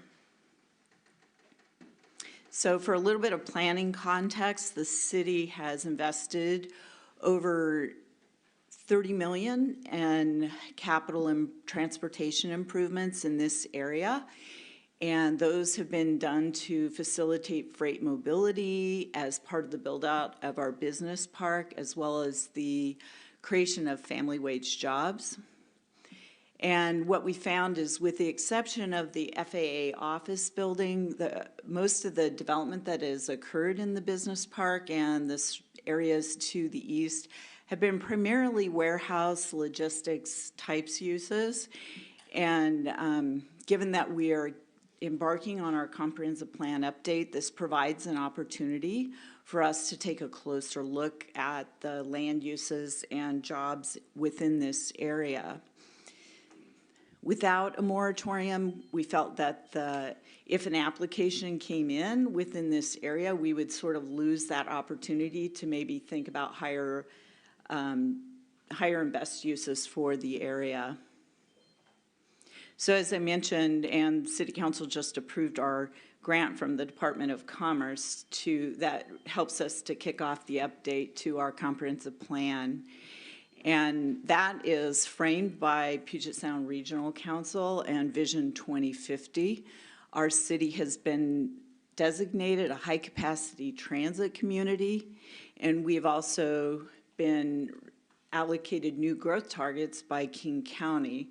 So we have a planning horizon that looks out to 2044, and so as part of that, we review all of the land use and zoning within our city to ensure that we can accommodate our new growth targets of 2,380 jobs and 3,800 housing units by the end of this planning horizon. Given that we are designated a high-capacity transit community and the moratorium area is in close proximity to the Angle Lake Station, there is an expectation that the market demand and development patterns might shift because of this. So this again allows us an opportunity to study this area a little bit more closely. And so in terms of what the moratorium does and does not affect, as I mentioned, the area outlined in blue is the area that we're going to be taking a deeper look at. It includes properties that are zoned business park, multifamily, and single family. And it basically is prohibiting the submittal and acceptance of applications for new development in this area, except for there are some certain exceptions. And so the exceptions are for existing applications that were already in before the moratorium. And there are other properties within that area that may be doing tenant improvements or upgrade and maintenance of their existing buildings that it would not affect. And it doesn't affect properties outside of the moratorium study area. And then the second piece of the hearing tonight is for the City Council to adopt findings of fact and conclusions to support the continuation of the moratorium. The whereas statements in draft ordinance 22-070, which was provided to you in your packet, that provides the legal framework and rationale for the moratorium, and also will serve as findings of fact justifying the City Council's action. It also contains definitions, and then it establishes the 6-month time frame for the moratorium, which was imposed by Ordinance 1761. So that will be in effect until April 27th of 2023, unless it is extended by the City Council. And then during our public comment period, we really didn't receive specific comments on the moratorium itself or what we might be studying, but we did have a couple of questions about how to access the public hearing, how to participate, and what the moratorium related to. And then there was a phone call where somebody was wanting to know if it would affect them changing from septic to sewer system. And beyond that, there were no other comments. So that concludes my presentation, and I will leave these motions up. Okay, thank you. It is now time for the public comment portion of the public hearing, and I know that I have 3 individuals that have signed up to speak. I just want to remind those participants that any person making personal, impertinent, or slanderous remarks become boisterous, threatening, or personally abusive while addressing the council will be removed from the meeting. Each of you will have 3. Oh, I got a guy right there. You'll have 3 minutes to speak. The first one's going to be Mr. Robert Bonds.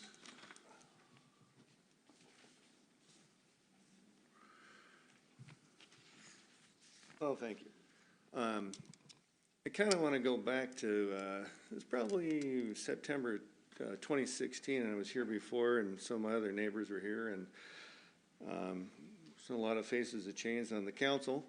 And is there any chance you can bring that slide back up where the outlined area is? I know this will cut into my 3 minutes, but. I can do it. Oh, okay. Okay.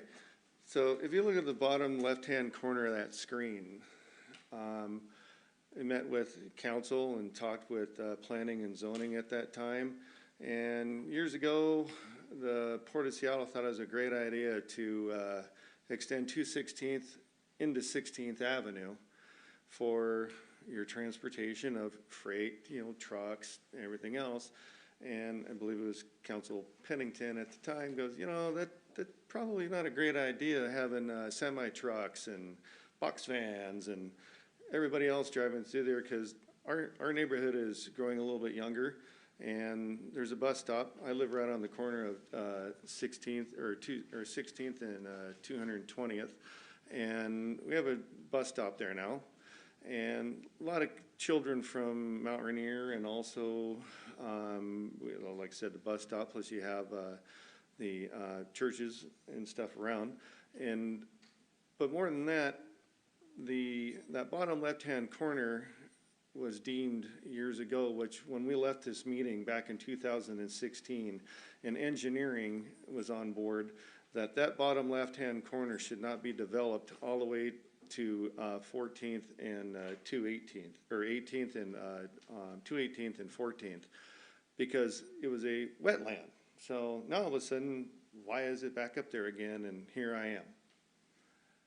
It doesn't make sense because if you're gonna develop that, not against any economic development, you know, you could put in, you know, a ton more condos and more, you know, of the, you know, warehousing.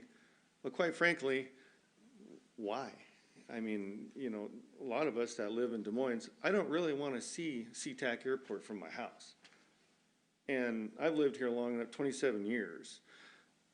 That whole portion of the property where all those warehouses were taken down, and all those people that lost their homes and were sold out by the port were sold a bill of goods, in my opinion, because now we're developing it, and then if airplanes crash in that area, well, now we're going to develop it.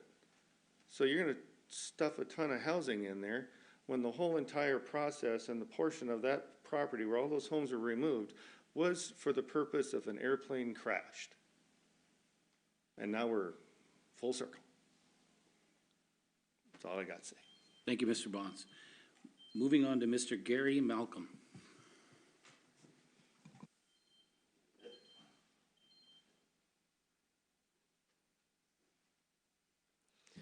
Hi there, thank you. Appreciate you all just being of service to the community and really taking a look at, you know, all that you do, and then putting this moratorium in place. I acknowledge that there were a couple of members from the last meeting, city council members, that didn't like the emergency nature of that moratorium being put in place.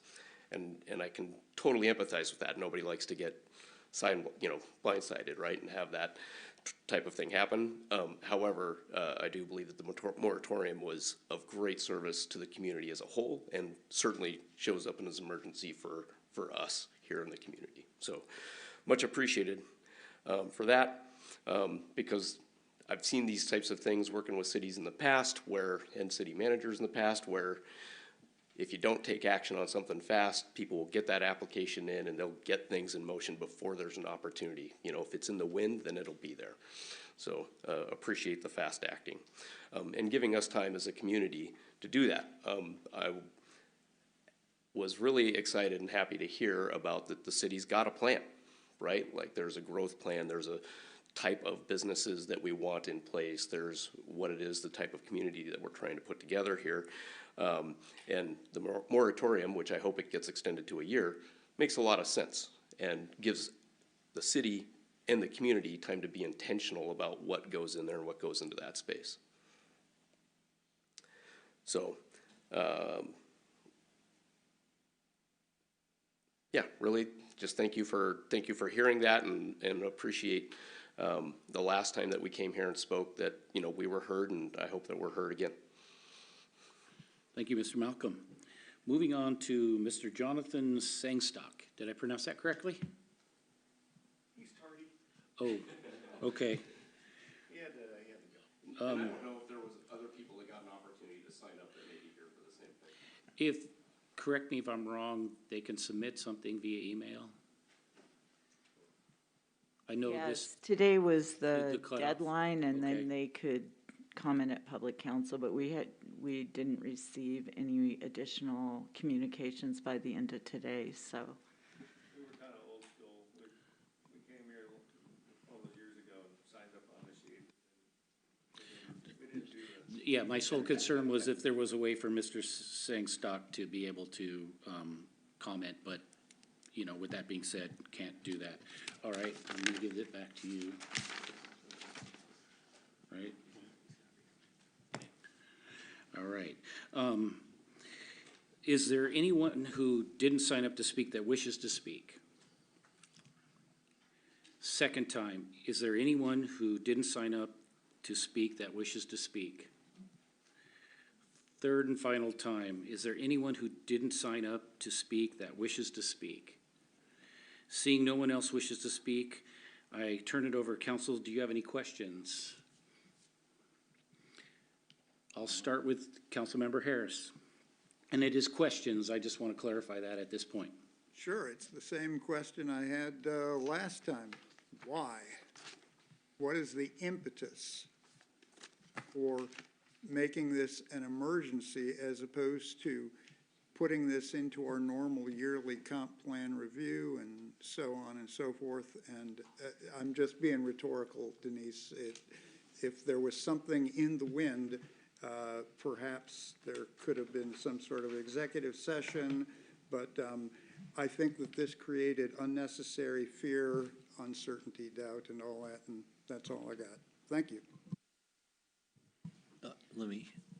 Council member, this seemed, given the dynamic of investment that was occurring, I think that one of the last gentleman who spoke identified that. We thought that in order to be able to take a careful look at this area, consistent with what the comments had been at the earlier discussion about changing some of the zoning and land use, that this was a prudent action to take and to do it quickly, because fast as we move, the private sector at times moves faster. And so we thought that the best way to preserve the opportunity to review the land use was to put in place this moratorium. The manner in which that is done is what you experienced. And the point of it is to take a very careful look at what the current zoning is, which is as business park primarily, and to say, is that the most complementary use, A, for the neighborhoods adjacent, and secondly, for the balance of job creation and economic development and business that we want? Is that the right mix in that area of the business park, and especially south of 216th? That's what this is about. So there's no established outcome relative to investment by a developer or a change in the zoning to enhance density or any of that. None of that has been even considered, but we wanted the opportunity to consider it before a developer came in and got grandfathered with the existing zoning. So that's, I think, the simplest. Denise, would you? If I could just add, this type of conversation is not appropriate for executive session, so we couldn't have had an executive session. I guess my reply is, we go through this every year, and Councilmember Harris, we're just in a question. why was this not brought up Okay, there you in go. previous comp plan reviews? That's this is WA surplus, and as the gentleman, goes back to FAA buyouts, going back to 1976 is when all that started. And I'm very familiar with every inch of that as regard to the SeaTac Communities Plan and the Port of Seattle and WashDOT SR5. Councilmember Harris, just looking for a question here. And let me respond to your almost a question, and that is that this is essentially your neighborhood, and we're looking to protect the neighborhood. So I find your questions confusing, or your perspective confusing.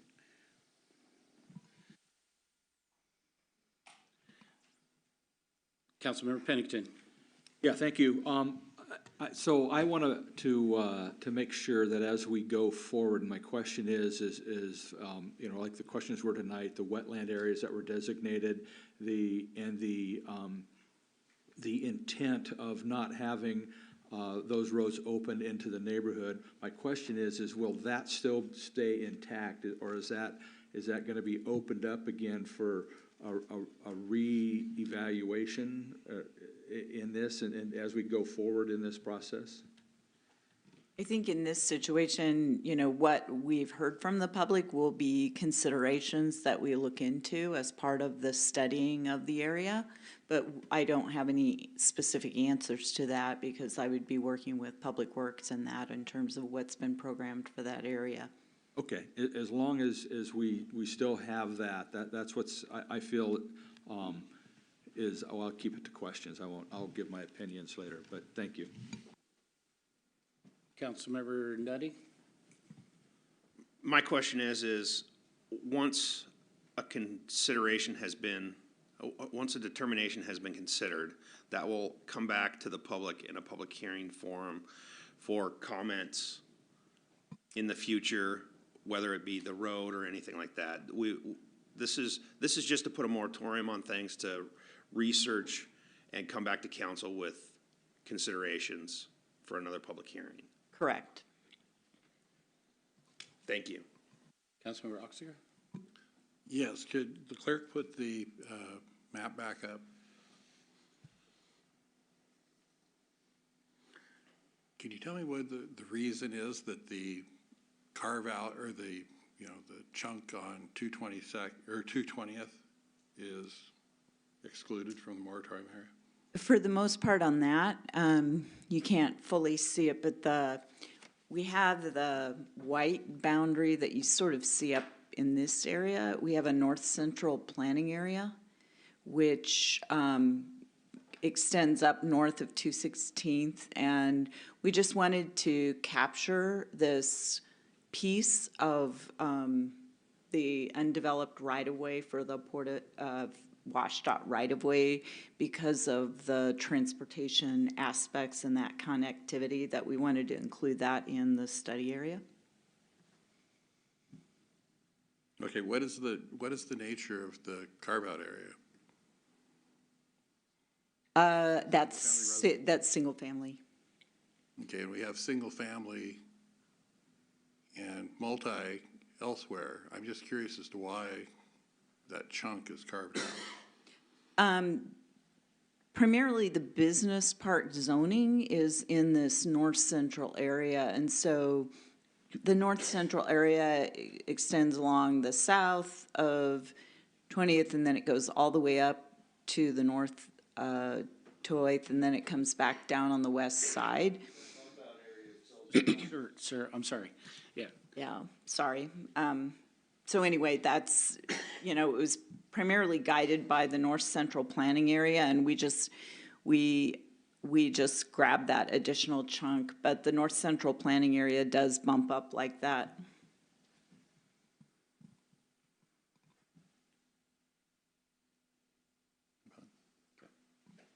Are there any more questions? Deputy Mayor Buxton. Just to clarify, so what you're saying is that the area that looks like that's residential there, that looks like it's carved out, you're saying that's not really carved out of the square so much as the little leg was added, is what you're saying. See that white line? You're saying that it's not really a carve-out of residential area. You just extended the wetland area is what you did, right?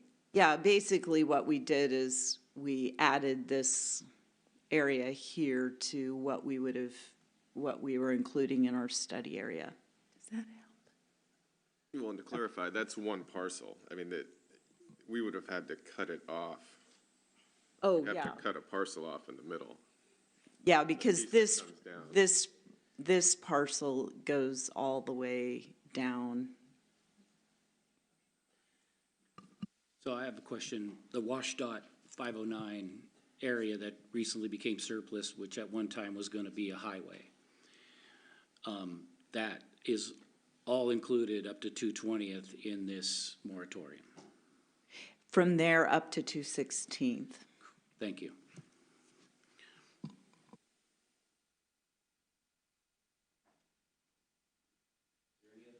Is there any other questions from council? Seeing none, I will now close the public hearing. Is there a motion? Deputy Mayor Buxton. I move to suspend Rule 26A in order to enact draft ordinance number 22-070 on first reading. Is there a second? Second. Seconded by Councilmember Nutting. Is there any discussion? And if there is, let's please keep it to 26A and 26A only. Councilmember Oxiger. So what is the emergency for doing this? We already have a moratorium in place. What is the? So state law, in order to put the moratorium in place, you have to have a public hearing within 60 days, and you have to adopt findings of facts. So that's what this is. So it's not an emergency. It's just that this is our last meeting of the year. Council doesn't meet again until January 12th. Which would still be within 60 days, wouldn't it? No. Okay, thank you.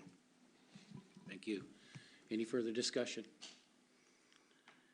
Seeing none, I'll go ahead and take a vote on the motion. to suspend Council Rule 26A. All those in favor? I see Councilmember Pennington, Councilmember Steinmetz, Deputy Mayor Buxton, Councilmember Nutting, Councilmember Oxiger, and myself. All those opposed? Councilmember Harris. The motion passes 6-1. Deputy Mayor Buxton.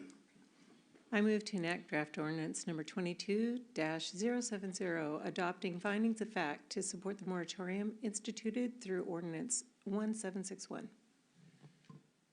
Councilmember Nutting? Second. I have a second. Any discussion? Councilmember Steinmetz. Yeah, I feel very strongly that this is the right thing to do to try to get control of an area that has an absolute hodgepodge of different zoning. And we need to be thoughtful about the way we approach that area. We're not prejudging anything at this point, but we need to talk to and hear from the community in the area as well as the surrounding neighborhoods in order that this piece of what is contained in this process doesn't run afoul of what's really good for the city in terms of the neighborhoods, in terms of meeting our growth management requirements, in terms of how we see that corridor and that piece growing.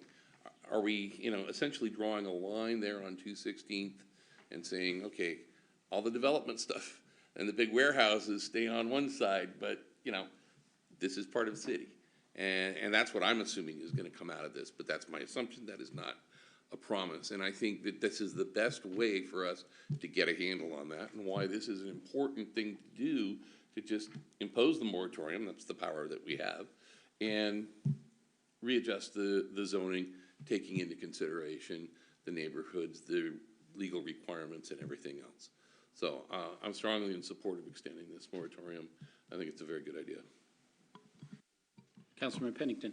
Yeah, I support the extension of the moratorium. I think, I said before, it's not often we get a second bite of the apple and we get to take a look at what's going on here again. We need to make sure that that the neighborhoods are preserved.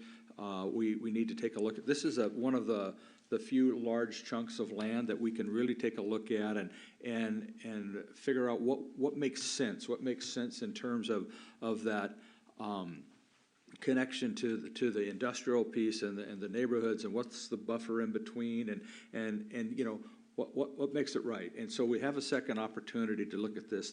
Those rarely come along. I believe we're fortunate. I'm glad that I'm back on council to have this follow-up discussion from a few years ago. And so again, I support what we're doing. I think it's the right thing for all of the neighborhoods down there, not just the ones right at 16th and 18th and 19th there and 220th and 24th, but I think whether you live at 24th and 216th or if you live at 216th and 12th Avenue in that neighborhood, this is the right thing to do, to put a pause on it, to listen and make a smart, informed decision. So I will be supporting the moratorium. Thank you. Councilmember Oxiger. Yes, I was just trying to get some reading on, there's a 6-month moratorium and we have the option of going to a year. What is do we have any idea what the time frame is actually going to be? Are we going to take the full year, or is it something we can do within 6 months? Council member, I think that the answer to that is a function of the development of the comp plan, and that changes to the zoning or land use or review of all that will be part of the comp plan, which I believe is docketed, next September? Earlier? Actually, our comp plan is out a little bit further, but we can do a lot of the analysis now, and so that's what we're sort of kicking off. And we have various elements of the comp plan, and this particular study area is located in the north central neighborhood element of the comp plan, so it allows us to take a deeper dive, because that element deals a lot with economic development, job creation, and that. So it's a good opportunity, and it is definitely going to be one of the first items we work on the comp plan update. Okay, but are you thinking longer rather than shorter, or what are we? or are we gonna come up with this, right on the deadline, we're gonna have to make another emergency decision? Council member, so I'm not quite sure what constitutes, in your view, short versus long, but 6 months versus a year. well, essentially, we will bring to council where we stand within that 6-month timeframe and let you know if we want to, it's our recommendation to extend that or not. We don't know yet. We haven't done the analysis. So, and I don't know if this is helpful or not, but the council can only extend to 6 months at this point. If you'd like to extend again after that, we have to come back and have another public hearing. So your options are don't extend it past today or extend it through the 6 months. Thank you.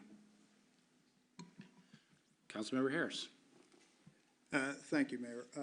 To the people of concern in the audience, just that area, was part of this whole, it was actually revolutionary. We were the first airport community in the nation that established a buffer zone around the perimeter of the airport. The idea was supposedly that we were going to learn to live in harmony with the growth of the airport. And the original intent was it was called the South Clear Zone. And there were supposed to be strict density guidelines. And if you want to know the original, how it was supposed to be, go to North SeaTac Park. We were supposed to be like that. And the surplus property along 16th, it's a wetlands, it's several major creek systems. And that also, the reason there's still a forest there is, thank God, when you're WSDOT, you can afford to not just buy one possible route, but 3 when you have those pockets. It would be my desire to keep all of that wetland area in perpetuity and basically make it a better series of wetlands and protect it forever. We've got no business going beyond where we're at now with any kind of business zoning, but south of 216th. But regardless, planning means consistency. And this idea that we just change things, it's just chaos. You want to, I can imagine having another emergency moratorium for another part of town next year. And every time we want to work on one part of town, let's have an emergency.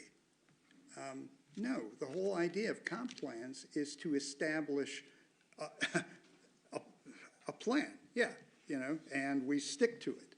And I just keep coming back to what's the emergency.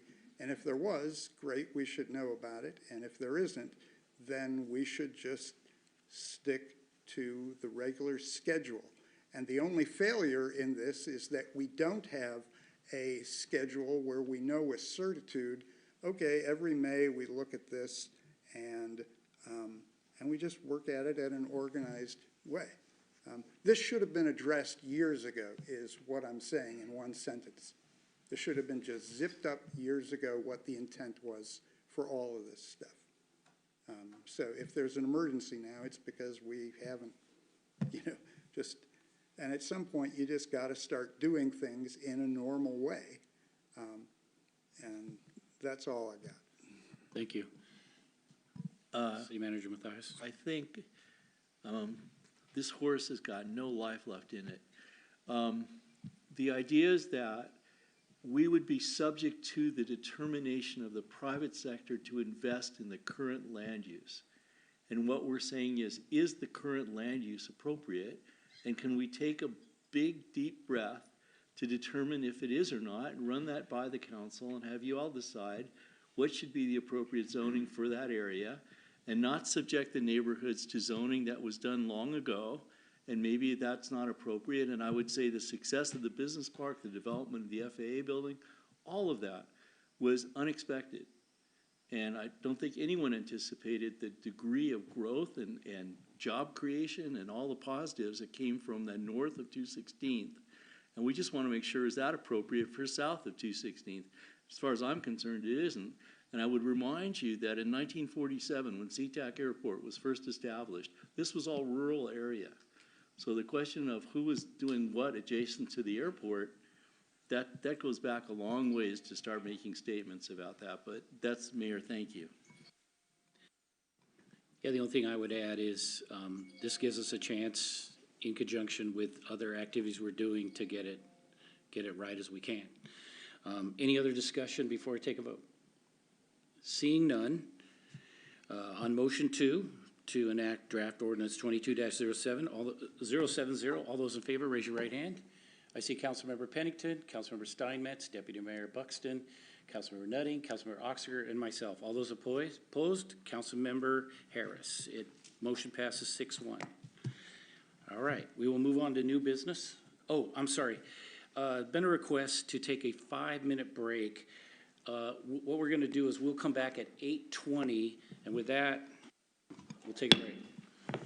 Give me a reason to hit the gavel.